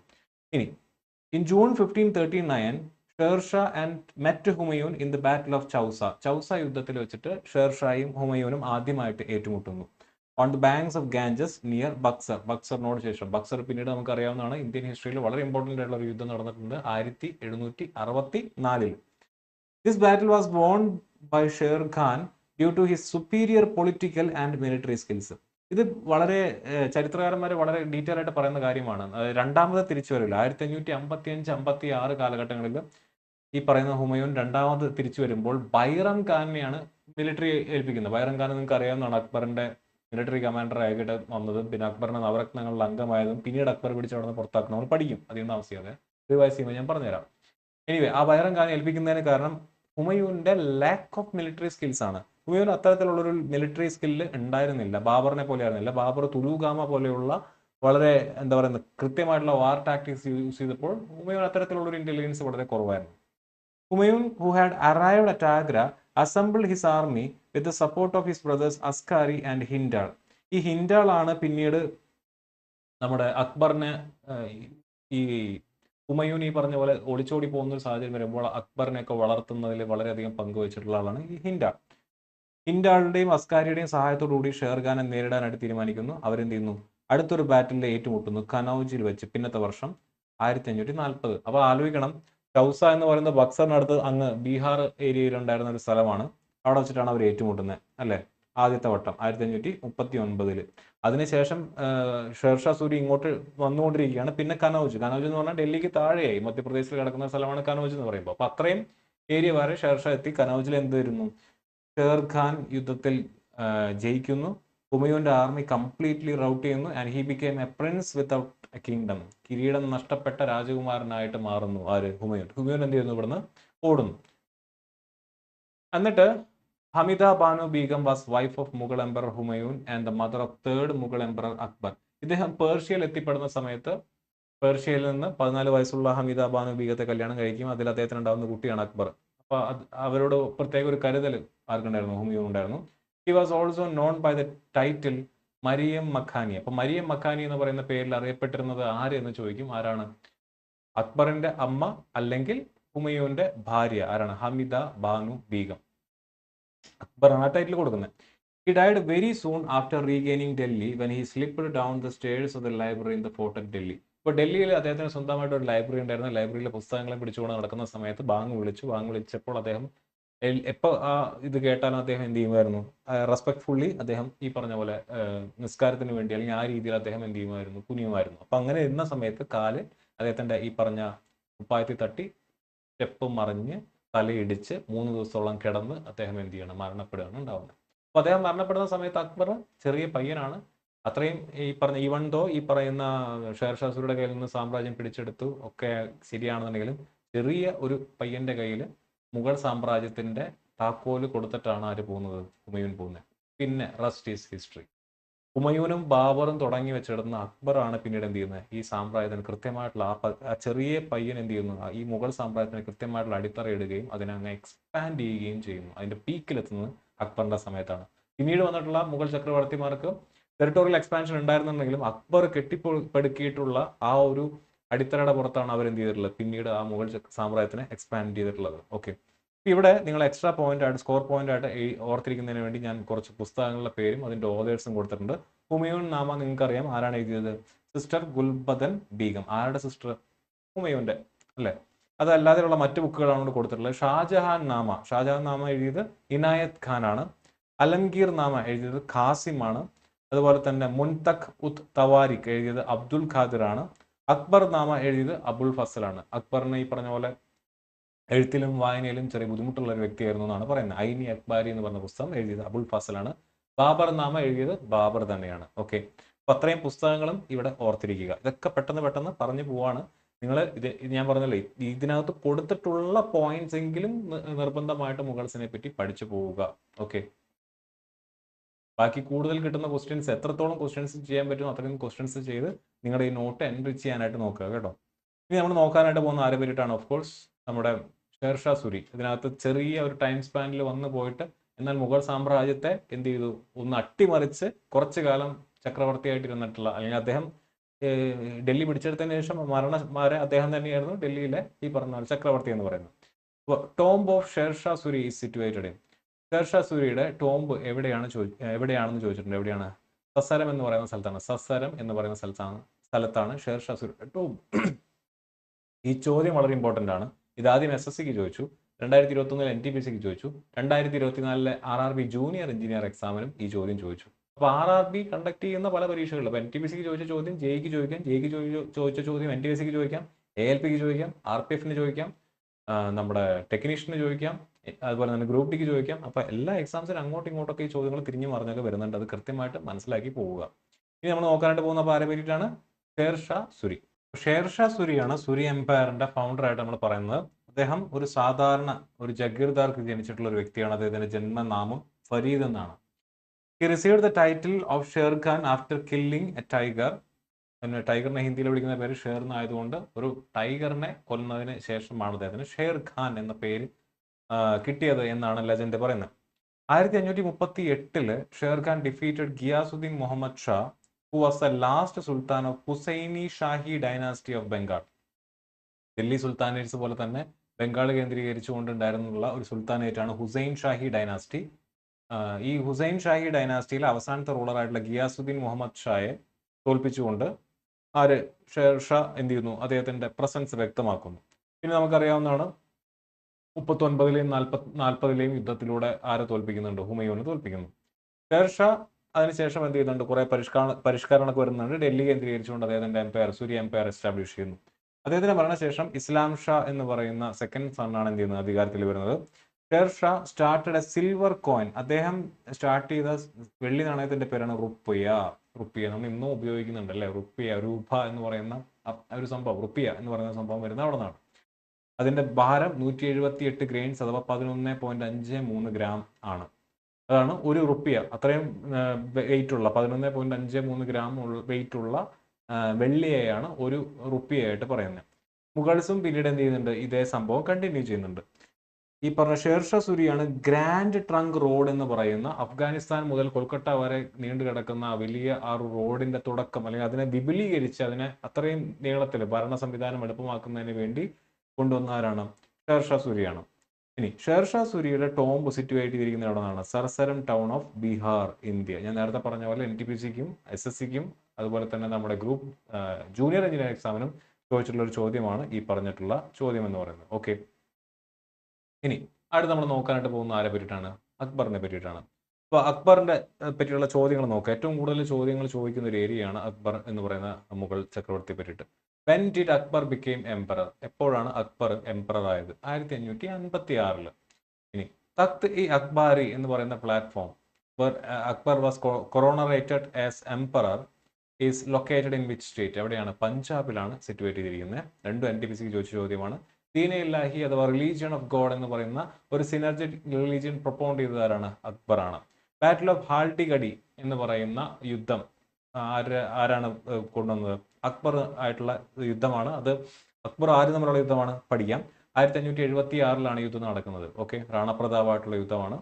Dash was Bairam Khan son who became an important person in Akbar court. Bairam ഖാന്റെ മകൻ. അപ്പോൾ ബൈറം ഖാന്റെ, ഞാൻ പറഞ്ഞുതരാം, ബൈറം ഖാനെ ഈ പറഞ്ഞ പോലെ കോട്ടയിൽ നിന്ന് പുറത്താക്കുകയും അദ്ദേഹത്തിന്റെ മകന് പകരം സ്ഥാനം കൊടുക്കുകയും ചെയ്യുന്നുണ്ട്. അബ്ദുൾ റഹീം ഖാൻ ഇ ഖന്നൻ എന്നാണ് അയാളുടെ പേര്. Who among the following was one of the finest calligraphers at Akbar's court who was honored with the title Zareen Khalim? Zareen Kalam എന്ന് പറയുന്ന ടൈറ്റിൽ കൊടുത്തത്, ഗോൾഡൻ പെൻ എന്ന് പറഞ്ഞ ടൈറ്റിൽ കൊടുത്തിരുന്ന ആൾക്കാണ്, മുഹമ്മദ് ഹുസൈൻ എന്ന് പറയുന്ന ആൾക്കാണ് അക്ബർ ആ ടൈറ്റിൽ കൊടുത്തിരുന്നത് എന്നുള്ള കാര്യം കൂടെ ഓർത്തിരിക്കുക. ഓക്കെ, ഇനി who was the revenue minister of emperor Akbar? ആരാണ്? തോഡർമാൽ. ഇനി what was Akbar's idea of Sulh i Kul എന്ന് പറഞ്ഞു കഴിഞ്ഞാൽ യൂണിവേഴ്സൽ പീസ് എന്നുള്ള ഒരു ഐഡിയ പ്രൊപ്പൗണ്ട് ചെയ്തിട്ടുള്ള ഒരു റൂളറും കൂടിയാണ് ആര്? അക്ബർ എന്ന് പറയുന്നത്. Okay, Birbal was A member of the court of which Mughal emperor? Birbal ആരുടെ ഇതിന് കോർട്ടിലെ അംഗമായിരുന്നു എന്നാണ് ചോദിക്കുന്നത്. ആരാണ്? അക്ബറാണ്. In which year Ibadat Khana house of worship was erected by Akbar? ഏത് വർഷമാണ് ഇറക്ട് ചെയ്തിരിക്കുന്നത്? 1675 ഇറക്ട് ചെയ്തിരിക്കുന്നത്. ഓക്കെ, അപ്പൊ അത്രയും കാര്യങ്ങൾ ഓർത്തിരിക്കുക. എംപറർ അക്ബർ 1556 മുതൽ 605 വരെയാണ് അദ്ദേഹം ഭരിച്ചിരുന്നത്. ഏകദേശം 63 വയസ്സിലാണ് അദ്ദേഹം മരണപ്പെടുന്നത്. 63 വയസ്സ് വരെ ജീവിച്ചിരുന്ന ഒരു വ്യക്തിയാണ്. വളരെ ചെറിയ പ്രായത്തിൽ 14ാമത്തെ വയസ്സിൽ അദ്ദേഹം എന്ത് ചെയ്യുന്നു? മുഗൾ സാമ്രാജ്യത്തിന്റെ അധിപനായിട്ട് മാറുന്നു. അദ്ദേഹത്തിന്റെ ജന്മനാമം എന്ന് പറയുന്നത് ജലാലുദ്ദീൻ ആണ്. ജലാലുദ്ദീൻ എന്നാണ് അദ്ദേഹത്തിന്റെ ജന്മനാമം എന്ന് പറയുന്നത്. ഹമിദ ബാനു ബീഗമാണ് അദ്ദേഹത്തിന്റെ അമ്മ. അമ്മയുടെ പേരെന്താണ്? ഹമിദ ബാനു ബീഗം എന്നാണ്. ഹുമയൂൺ നേരത്തെ പറഞ്ഞ പോലെ ആ ബാറ്റിൽ ഓഫ് ചൗസയും അതുപോലെ തന്നെ കനോജും ഒക്കെ തോറ്റതിന് ശേഷം അദ്ദേഹം ഒളിച്ചോടുന്ന സമയത്ത് അദ്ദേഹം ഈ പറഞ്ഞ പോലെ അദ്ദേഹത്തിന്റെ ബ്രദർ ആയിട്ടുള്ള ഹിൻഡാളിന്റെ മകളെ പഠിപ്പിക്കുന്നതിന് വേണ്ടി വന്നിട്ടുള്ള ഒരു സൂഫി അല്ലെങ്കിൽ ഒരു എന്താ പറയുന്ന അത്തരത്തിലുള്ളൊരു വ്യക്തി, അദ്ദേഹത്തിന്റെ മകളാണ് ഈ പറഞ്ഞ ഹമിദ ബാനു ബീഗം. അവരെ കല്യാണം കഴിക്കുന്നു. മകനായിട്ട് ആര് ജനിക്കുന്നു? അക്ബർ ജനിക്കുന്നു. ഇനീഷ്യൽ സ്റ്റേജിൽ ഈ ഒളിച്ചു താമസിക്കുന്ന സമയത്തൊക്കെ അക്ബറിന് സഹായമായത് ഈ പറഞ്ഞ പോലെ ഹിൻഡാൾ എന്ന് പറയുന്ന ഹുമയൂന്റെ ബ്രദറാണ്. അതിനുശേഷം കമ്രാൻ, നമ്മൾ നേരത്തെ പറഞ്ഞിരുന്നു, കമ്രാൻ എന്ന് പറയുന്ന പഞ്ചാബ് ആക്രമിച്ച വ്യക്തിയാണ് അല്ലെ, ഹുമയൂനായിട്ട് തെറ്റി പ്രശ്നം ഉണ്ടായിരുന്ന വ്യക്തിയാണ്. പിന്നീട് ഈ കമ്രാനും അതുപോലെ തന്നെ കമ്രാന്റെ വൈഫും മറ്റ് ആന്റിമാരൊക്കെ ചേർന്നിട്ടാണ് ആരെ വളർത്തുന്നത്? അക്ബറിനെ വളർത്തുന്നത്. ഇനി അക്ബറിന് അവിടെ കൊച്ചിയിലെ തന്നെ സപ്പോർട്ട് കൊടുത്തിട്ടുള്ള രജ്പുട്സിനെ പറ്റിയും രജ്പുട്ട് ഫാമിലിനെ പറ്റിയിട്ടൊക്കെ നമുക്ക് വായിക്കാൻ പറ്റും ചരിത്രത്തിൽ. അപ്പൊ അത്തരത്തിലുള്ള ഒരു സെക്യുലർ ഏരിയയിൽ നിന്നാണ് അക്ബർ കടന്നു വരുന്നത്. അതുകൊണ്ട് തന്നെയാണ് അദ്ദേഹം വളരെ സെക്യുലർ ആയിട്ടുള്ള ഒരു എംപറർ ആയിരുന്നു എന്ന് വേണം നമുക്ക് മനസ്സിലാക്കാനായിട്ട്. ഇനി അക്ബർ അധികാരത്തിലേക്ക് വരുമ്പോൾ 14 വയസ്സേ ഉള്ളൂ. അപ്പോൾ ഓൾറെഡി ഈ ഷേർഷാ സുരി എംപയറിലെ രാജാവിനെ തോൽപ്പിച്ചു. ആര്? ഹുമയൂൺ. എന്നിട്ടാണ് ഈ പറയുന്ന സാമ്രാജ്യം എസ്റ്റാബ്ലിഷ് ചെയ്യുന്നത്. അപ്പോൾ ആഗ്ര, പഞ്ചാബ്, കാബൂള്, ലാഹോർ തുടങ്ങിയ സ്ഥലങ്ങളൊക്കെ ഓൾറെഡി ഇവരുടെ കയ്യിലായിട്ടുണ്ട്. ആരുടെ? മുഗൾ സാമ്രാജ്യത്തിന്റെ കയ്യിലായിട്ടുണ്ട്. പക്ഷെ ഹുമയൂൺ പെട്ടെന്ന് മരണപ്പെട്ടപ്പോൾ ഇവിടെ ഉള്ളവന്മാരൊക്കെ എന്ത് ചെയ്തു? വീണ്ടും വീണ്ടും റിബല്യൻ ഉണ്ടാക്കാൻ തുടങ്ങി. ഫോർ എക്സാമ്പിൾ സൂര്യ എംപയർ, നമ്മുടെ തുർ ഡൈനാസ്റ്റി എന്ത് ചെയ്യുന്നു? വീണ്ടും തലപൊക്കുന്നു. അപ്പൊ അതിലെ മുന്നത്തെ ഒരു സുരി രാജാവിന്റെ മിലിറ്ററി കമാൻഡർ ആയിരുന്നു ആര്? ഹേംചന്ദ്ര വിക്രമാദിത്യ എന്ന പേരിൽ അറിയപ്പെടുന്ന ഹേമു എന്ന് വിളിക്കുന്ന ആള്. ഈ ഹേമു എന്ത് ചെയ്യുന്നു? അക്ബറെ തോൽപ്പിക്കുന്നതിന് വേണ്ടിയിട്ടും അതുപോലെ തന്നെ അവിടെ ഈ പറഞ്ഞ പോലെ അധികാരം സ്ഥാപിക്കുന്നതിന് വേണ്ടിയിട്ട് യുദ്ധത്തിന് പുറപ്പെടുന്നു. സെക്കൻഡ് ബാറ്റിൽ ഓഫ് പാനിപ്പട്ട് നടക്കുന്നു 1556. അപ്പോൾ Hemu, the Hindu general of the displaced Afghan king Adil Shah, successor of Shershah, ഷേർഷായുടെ സക്സസർ ആയിട്ട് വന്നിട്ടുള്ള ആദിൽ ഷാ എന്ന് പറയുന്ന ഒരു സുരി കിങ് ഉണ്ടായിരുന്നു. പിന്നീട് അദ്ദേഹത്തിന്റെ തന്നെ ആളുകളാണ് റീപ്ലേസ് ചെയ്യുന്നത്. പക്ഷെ ആ ആദിൽ ഷായുടെ കീഴിൽ ജനറൽ ആയിട്ട് വർക്ക് ചെയ്തിരുന്ന ആളാണ് ഒരു ഹേംചന്ദ്ര വിക്രമാദിത്യ എന്ന് പറയുന്ന ഹേമു എന്ത് ചെയ്യുന്നു? അക്ബറിനെ കീഴ്പ്പെടുത്താനായിട്ട് തീരുമാനിക്കുന്നു. ഹേമുവിനെ പിന്നീട് എന്ത് ചെയ്യാണ്? ബൈറം ഖാന്റെ നേതൃത്വത്തിലാണ് യുദ്ധം നടക്കുന്നത്. ഹേമുവിനെ ഈ പറഞ്ഞ ക്യാപ്ചർ ചെയ്യുന്നു, എക്സിക്യൂട്ട് ചെയ്യുന്നു. തഖ്ത് ഇ അക്ബാരി എന്ന് പറഞ്ഞുകൊണ്ട്, അപ്പൊ നമുക്കറിയാവുന്നതാണ് പഞ്ചാബ് ഹരിയാനയിൽ, അല്ലെങ്കിൽ ആ ഹരിയാന സ്ഥലത്താണ് എന്ത് നടക്കുന്നത്? ഈ പാനിപ്പട്ട് എന്ന് പറയുന്ന സ്ഥലം സിറ്റുവേറ്റ് ചെയ്യുന്നത്. പഞ്ചാബിൽ വെച്ചിട്ട് എന്ത് ചെയ്യുന്നു? തഖ്ത് ഇ അക്ബാരി എന്ന് പറയുന്ന പ്ലാറ്റ്ഫോമിൽ വെച്ചുകൊണ്ട് മുഗൾ എംപറർ ആയിട്ടുള്ള ജലാലുദ്ദീൻ മുഹമ്മദ് അക്ബറിനെ കിങ് ഓഫ് കിങ്സ് അല്ലെങ്കിൽ എംപറർ ആയിട്ട് ആര് അവരോധിക്കുന്നു? ബൈറം Khan അവരോധിക്കുന്നു. The coronation ceremony of 14-year-old Akbar was performed by the Mughal military commander Bairam Khan in 1556 AD. The family of Bairam Khan was brought to Delhi and his son Abdul Rahim became one of his luminaries of Akbar's court with the title The Khan-e-Khanan. ഈ title കൊടുത്തത് അക്ബർ ആണ്. ആർക്ക്? ബൈറം ഖാന്റെ മകന്. അക്ബർ എപ്രകാരമാണ് അദ്ദേഹത്തിന്റെ അച്ഛനായിട്ടുള്ള Humayun establish ചെയ്തിട്ടുള്ള മുഗൾ സാമ്രാജ്യത്തിനെ എന്ത് ചെയ്തത്? അതിനെ ഒന്നുകൂടെ വിപുലീകരിച്ച് അതിന്റെ പ്രോപ്പർ ആയിട്ടുള്ള ഒരു സാമ്രാജ്യമാക്കി മാറ്റിയത്, അതിന് നടത്തിയിട്ടുള്ള കോൺക്വസ്റ്റുകൾ നോക്കാം. 1562, അതായത് 14 വയസ്സുകാരൻ 20 വയസ്സിലേക്ക് എത്തുന്നു, അല്ലെ 6 വർഷം കൂടെ കഴിഞ്ഞപ്പോൾ അദ്ദേഹം എന്ത് ചെയ്യുന്നു? മാൽവ കേന്ദ്രീകരിക്കാനായിട്ട് തീരുമാനിക്കുന്നു. Malwa was conquered in 1562 from Baz Bahadur, was made a mansabdar in Akbar's court. അപ്പൊ മൻസബ്ദാർ എന്ന് പറയുന്ന മൻസബ്ദാരി സിസ്റ്റം ഈ അക്ബറാണ് പിന്നീട് കൊണ്ടുവരുന്നത്. The Gondwana region of the central India was annexed after a fierce battle with Rani Durgavati and her son Veer Narayan in 1564. അപ്പോൾ ഈ പേരുകളൊക്കെ കൃത്യമായിട്ട് പഠിച്ചു പോകുക. 1564 ഗോണ്ട്വാന റീജിയനിലേക്ക് യുദ്ധം നടപ്പിലാക്കുന്നു. റാണി ദുർഗാവതിയും അദ്ദേഹത്തിന്റെ അവരുടെ മകനായിട്ടുള്ള വീർ നാരായണുമാണ് ആ യുദ്ധത്തിൽ പ്രധാനമായിട്ടും പങ്കെടുക്കുന്നത്. പിന്നീട് the ruler of Mewar, Rana Uday Singh, put up a great fight before losing Chittoor, which was conquered by Akbar after a siege of 6 months. 6 മാസം എടുത്തു ചിറ്റൂർ എന്ന് പറയുന്ന ഒരു സ്ഥലം അക്ബറിനെ പിടിച്ചെടുക്കാനായിട്ട്. അപ്പൊ അവിടുത്തെ ആളുകൾക്ക് വേണ്ടിയിട്ട് അവിടെ ഇതിനു വേണ്ടി സപ്പോർട്ട് ചെയ്തിട്ടുള്ള ജനറൽമാരെ റെസ്പെക്റ്റോടുകൂടെ ട്രീറ്റ് ചെയ്യുന്നതിന് വേണ്ടി അക്ബർ എന്ത് ചെയ്തു? ജയ്മൽ ആൻഡ് പഠ എന്ന് പറയുന്ന 2 ജനറൽമാരെ ഓണർ ചെയ്തുകൊണ്ട് അവരുടെ സ്റ്റാച്യൂസ് എന്ത് ചെയ്തിട്ടുണ്ടായിരുന്നു? ആഗ്ര ഫോർട്ടിന്റെ മുൻപാകെ പ്രതിഷ്ഠിച്ചിട്ടുണ്ടായിരുന്നു. Okay. The capture of Chittoor was followed by the surrender of Rajput states like Ranthambore, Kalinjar, Bikaner, Jodhpur and Jaisalmer. അപ്പോൾ ആ രാജ്പുട്ട് സ്റ്റേറ്റ്സ് കംപ്ലീറ്റ് അക്ബറിന് വിധേയപ്പെട്ടു. Akbar later conquered Gujarat from Muzaffar Shah in 1573. ഈ ഗുജറാത്ത് അച്ഛനും പ്രശ്നമുള്ള സ്ഥലമായിരുന്നു, അല്ലെ? Sultan of Bahadur. Akbar defeated Mirza Hakim of Kabul with the help of Raja Mansingh and Bhagwan Das. Mansingh എന്ന് പറയുന്നത് അക്ബറിന്റെ കൊട്ടാരത്തിലെ പ്രൊമനന്റ് ആയിട്ടുള്ള ഒരു ഫിഗർ ആയിരുന്നു. മാൻസിംഗിന്റെ സഹായത്തോടു കൂടിയും ഭഗ്വൻ ദാസിന്റെ സഹായത്തോടു കൂടിയും എന്ത് ചെയ്യുന്നു? അക്ബർ കാബൂള് പിടിച്ചെടുക്കുന്നു. ആരുടെ കയ്യിൽ നിന്നും? മിർസ ഹക്കീമിന്റെ കയ്യിൽ നിന്നും. ബാറ്റിൽ ഓഫ് ഹാൽഡിഗഡി നടക്കുന്നു 1576. അവിടെ വെച്ചിട്ട് മഹാറാണ പ്രതാപിനെ തോൽപ്പിക്കുന്നു. Battle of ഹാൽഡിഗഡിൽ തോൽപ്പിക്കുന്നു. 1596 ബേരാർ പിടിച്ചെടുക്കുന്നു. ആരുടെ കയ്യിൽ നിന്നും? ചാന്ദ് ബീബി. നമ്മൾ ഓൾറെഡി ബാഹ്മണി കിങ്ഡം പറഞ്ഞപ്പോൾ ബേരാറിനെ പറ്റി പറഞ്ഞാണ്. അപ്പൊ ബേരാറിലെ ഏറ്റവും പ്രൊമനന്റ് ആയിട്ടുള്ള ഒരു ഫിഗറാണ് Chand Bibi who was the regent as her nephew Muzaffar Shah, the Nizam ruler of Ahmednagar, valiantly defended Ahmednagar against the Mughal forces of Akbar. അപ്പോൾ ബേരാറും അഹമ്മദ്നഗറും സുൽത്താനേറ്റും ഒക്കെ അക്ബർ എന്ത് ചെയ്യുന്നു? പിടിച്ചെടുക്കുന്നതായിട്ട് നമുക്ക് കാണാനായിട്ട് സാധിക്കുന്നു. ഇനി അക്ബറിന്റെ പോളിസീസ് നിങ്ങൾ പഠിച്ചിരിക്കുന്നത് നല്ലതാണ്. അക്ബർ എന്ത് ചെയ്യുന്നു? To fill the gap between different religions, Akbar started a new religion, Deen-i-Ilahi എന്ന് പറഞ്ഞുകൊണ്ടൊരു പുതിയ റിലീജിയൻ സ്റ്റാർട്ട് ചെയ്തു. വർഷം 1582. അക്ബറിന്റെ ഐഡിയ ആണ് സുല ഇ കുൽ അഥവാ യൂണിവേഴ്സൽ പീസ് എന്ന് പറയുന്നത്. The principle of universal peace was founded by Sufi saint Khwaja Moinuddin Chishti, which was propounded by Akbar. അപ്പോൾ സൂഫി സെയിന്റ് ആയിട്ടുള്ള ഖ്വാജ മൊയിനുദ്ദീൻ ചിസ്തിയുടെ എന്താണ് മാർഗം അല്ലെങ്കിൽ അദ്ദേഹത്തിന്റെ ഐഡിയയാണ് യൂണിവേഴ്സൽ പീസ് എന്ന് പറയുന്നത്. ആ ഐഡിയ തന്നെയാണ് അക്ബറും എന്ത് ചെയ്തത്, പ്രൊമോട്ട് ചെയ്തത്. ഇനി ഇബാദത്ത് ഖന എന്ന് പറഞ്ഞുകൊണ്ട് ഒരു മീറ്റിംഗ് ഹൗസ് അദ്ദേഹം ബിൽറ്റ് ചെയ്തു 1575 by the Mughal emperor Akbar the great at Fatehpur സിക്രിയിലാണ് പണി കഴിപ്പിച്ചത്. ബീർബൽ എന്ന് പറയുന്ന വ്യക്തി was one of the Akbar's Navratna. He was the only Hindu who adopted the religion Din i Ilahi. Akbar തുടങ്ങി വെച്ചിട്ടുള്ള ദീന-ഇ-ഇലാഹി എന്ന് പറയുന്ന മതം സ്വീകരിച്ചിട്ടുള്ള ഒരേ ഒരു ഹിന്ദു ആരാന്ന് ചോദിച്ചു കഴിഞ്ഞാൽ അത് ബീർബലാണ്. അക്ബറിന്റെ കൊട്ടാരത്തിൽ പ്രധാനമായിട്ടും ഉണ്ടായിരുന്ന നവരത്നങ്ങൾ വേറൊരാളുടെ കൊട്ടാരത്തിലും കൂടെ ഉണ്ടായിരുന്നു. ആരാണ്? ചന്ദ്രഗുപ്ത വിക്രമാദിത്യ. അപ്പോൾ അതേപോലെ തന്നെ അക്ബറിന്റെ കൊട്ടാരത്തിൽ നവരത്നങ്ങൾ ഉണ്ടായിരുന്നു. അതാരൊക്കെയാണ്? അബുൾ ഫസൽ, ടാൻസൻ, ബീർബൽ, തോഡർമാൽ, മാൻസിംഗ്, അബ്ദുൾ റഹീം ഖാനി ഖന, ഫക്കീർ അസൈനുദ്ദീൻ, മുല്ല ദോ പിയാസ ആൻഡ് ഫൈസി. അപ്പോൾ ഇതിൽ ഇത്രയും പേരാണ് നവരത്നങ്ങളായിട്ട് ഉണ്ടായിരുന്നത് എന്നുള്ള കാര്യം കൂടെ ഓർത്തിരിക്കുക.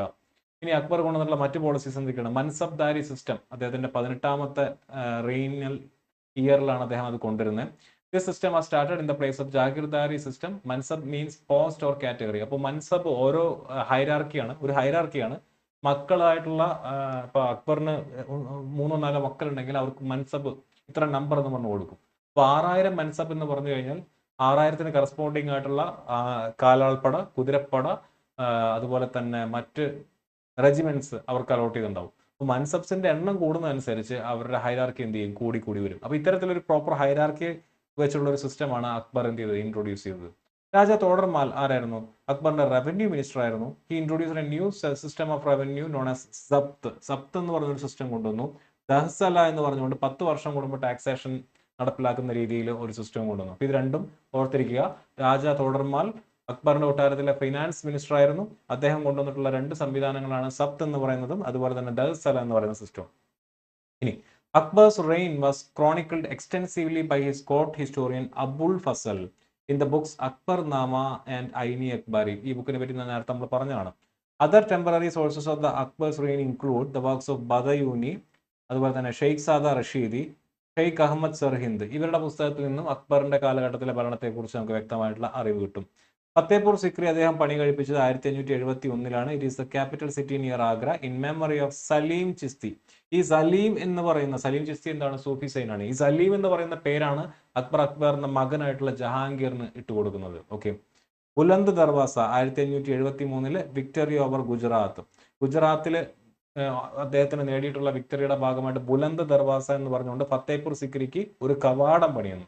അലായി ദർവാസ പണികഴിപ്പിച്ചാരാണ്? അലാവുദ്ദീൻ ഖിൽജി. ബുലന്ദ് ദർവാസ പണികഴിപ്പിച്ചതാരാണ്? അക്ബർ. ഇബാദത്ത് ഖാന 1575 ഒരു കോൺഫറൻസ് ഹാളാണ് ഇത്തരത്തിലുള്ള ചർച്ചകളൊക്കെ നടത്തുന്നതിന് വേണ്ടി പണി കഴിപ്പിച്ചത്. Agra fort, Lahore fort, Allahabad court തുടങ്ങിയവയൊക്കെ പണി കഴിപ്പിച്ചതാരാണ്? അക്ബർ തന്നെയാണ്. അപ്പൊ ഈ പോയിന്റ്സ് ഒക്കെ കൃത്യമായിട്ട് പഠിച്ച് പോവുക. ഇത്രയാണ് അക്ബറിനെ പറ്റിയിട്ട് നമുക്ക് പ്രധാനമായിട്ടും പഠിക്കാനുള്ളത്. അതാണ് അക്ബറിന്റെ കീഴിലുണ്ടായിട്ടുള്ള ഇന്ത്യ എന്ന് പറയുന്ന അല്ലെങ്കിൽ മുഗൾ എംപയർ എന്ന് പറയുന്നത് ഇത്രത്തോളം വലിപ്പം ഉണ്ടായിരുന്നുള്ള കാര്യം ഓർത്തിരിക്കുക.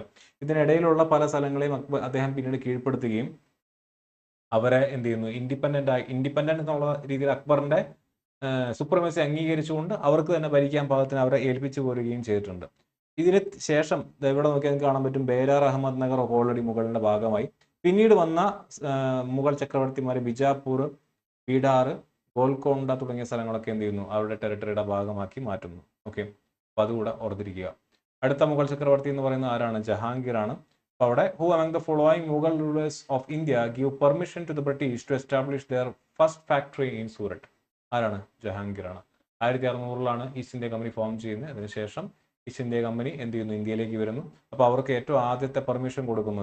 മുഗൾ സാമ്രാജ്യത്തിൽ ഒരു ഈസ്റ്റ് ഇന്ത്യ കമ്പനിയുടെ ഒരു ഫാക്ടറി പണിയാനായിട്ട് അനുവാദം കൊടുത്ത മുഗൾ ചക്രവർത്തി ആരാന്ന് ചോദിച്ചാൽ ജഹാംഗീർ ആണ്. എവിടെയാണ് അനുവാദം കൊടുത്തത്? സൂററ്റിൽ പണിയുന്നതിന് വേണ്ടിയിട്ടാണ് അനുവാദം കൊടുത്തെന്നുള്ള കാര്യം കൂടെ ഓർത്തിരിക്കുക. അപ്പൊ നമ്മൾ ഇനി നോക്കാനായിട്ട് പോകുന്നത്, പെട്ടെന്ന് നോക്കിയെടുക്കാൻ പോകുന്നത് ആരെ പറ്റിയിട്ടാണ്?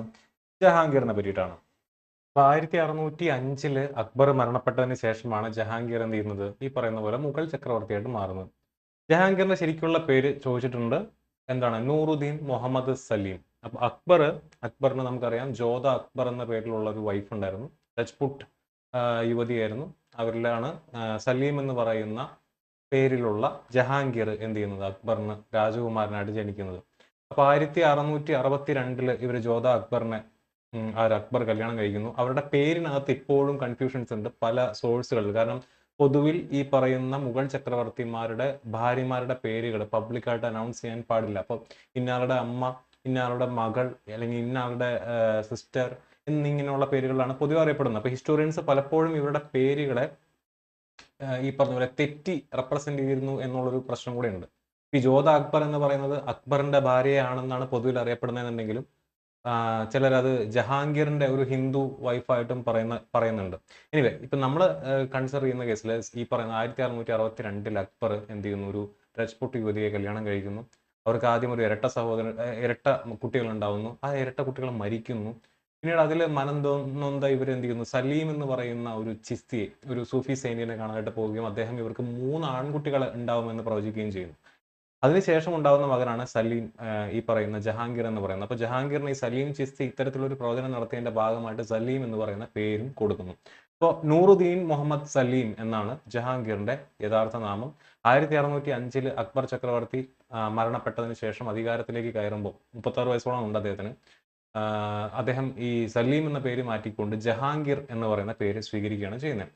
ഇനി his ascension was challenged by his eldest son prince Khusrau.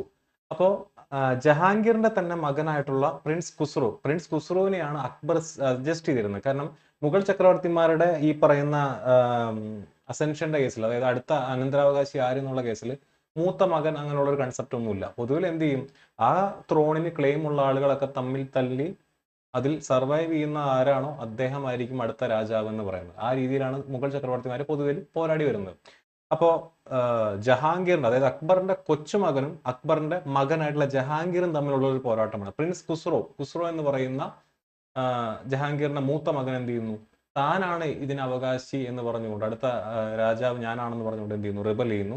എന്നാൽ ആ റിബലിനെ എന്ത് ചെയ്യുന്നു, ആ റിബല്യനെ എന്ത് ചെയ്യുന്നു, അദ്ദേഹം സപ്രസ് ചെയ്യുന്നു, ജഹാംഗീർ സപ്രസ് ചെയ്യുന്നു. പ്രിൻസ് ഖുസ്രോ എന്ത് ചെയ്യുന്നു, അന്ധനാക്കപ്പെടുന്നു. ആൻഡ് അതിനെ സപ്പോർട്ട് ചെയ്യപ്പെട്ട സിഖ് ഗുരുവായിട്ടുള്ള അർജൻ ദേവ്, അതായത് പ്രിൻസ് ഖുസ്രോവിന്റെ ഈ പറയുന്ന അസെൻഷനെ സപ്പോർട്ട് ചെയ്തിട്ടുള്ള സിഖ് ഗുരുവായിട്ടുള്ള അർജൻ ദേവിനെ ജഹാംഗീർ എന്ത് ചെയ്യുന്നു, കൊന്നുകളയുന്നു. അപ്പം അങ്ങനെ ആദ്യമായിട്ട് മുഗൾസും സിഖുകാരും തമ്മിൽ ഒരു ശത്രുത വരുന്ന ഒരു അവസ്ഥ ഉണ്ടാവുന്നുണ്ട്. ഇതാണ് ഏറ്റവും ആദ്യത്തെ മുഗൾസ് സിഖുകാരെ വധിക്കുന്നതിൽ ഏറ്റവും ആദ്യത്തെ ഇൻസിഡന്റ് വരുന്നത് ഇതാണ്.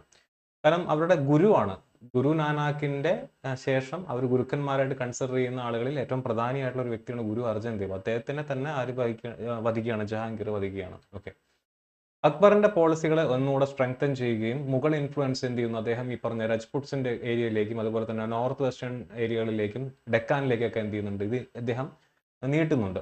അപ്പൊ അതിന്റെ ഭാഗമായിട്ട് അമർ സിംഗ് എന്ന് പറയുന്ന ഈ പറഞ്ഞ രജ്പുട്ടായിട്ട് എന്ത് ചെയ്യുന്നു, ട്രീറ്റി ഒപ്പുവെക്കുന്നു. മേവാറിൽ അഹമ്മദ് നഗറിൽ എന്ത് ചെയ്യുന്നു, അദ്ദേഹം ഈ പറഞ്ഞ പോലെ കീഴ്പ്പെടുത്തുന്നു. എന്നാൽ കാണ്ഡഹാർ എന്ന് പറയുന്ന സ്ഥലം അന്നത്തെ പ്രധാനപ്പെട്ട എതിരാളികളായിട്ടുള്ള സഫാവിദുകൾക്ക് നഷ്ടപ്പെടുന്നുണ്ട്. അപ്പൊ ഈ സഫാവിദുകളെ തോൽപ്പിക്കുന്നതിന് വേണ്ടിയിട്ട് എന്ത് ചെയ്യുന്നു, ജഹാംഗീർ തൻ്റെ മകനെ അയക്കുന്നു. മകനായിട്ടുള്ളത് ആരാണ്, അടുത്ത ആള് ആര്, ഖുറം എന്ന പേരിൽ അറിയപ്പെടുന്ന ഷാജഹാൻ. അപ്പൊ അതിന്റെ പിന്നിലും ഈ പറഞ്ഞ പോലെ കുറെ സ്റ്റോറീസ് ഉണ്ട്, ബാക്ക് സ്റ്റോറീസ് ഉണ്ട്. ഈ ജഹാംഗീറിന് ആക്ച്വലി അദ്ദേഹം ജീവിച്ചിരിക്കുന്ന കാലഘട്ടത്തിൽ, അതായത് അക്ബർ തന്നെ ജീവിച്ചിരിക്കുന്ന കാലഘട്ടത്തിൽ ജഹാംഗീർ ഒരു 10ഓളം വിവാഹം കഴിച്ചിരിക്കുന്നു എന്നാണ് പറയുന്നത്. അതിൽ ഈ രജ്പുട്ട് യുവതികളുണ്ട്, മുസ്ലിംസ് ഉണ്ട്, അങ്ങനെ പല മതത്തിൽപ്പെട്ട ആളുകളുണ്ട്.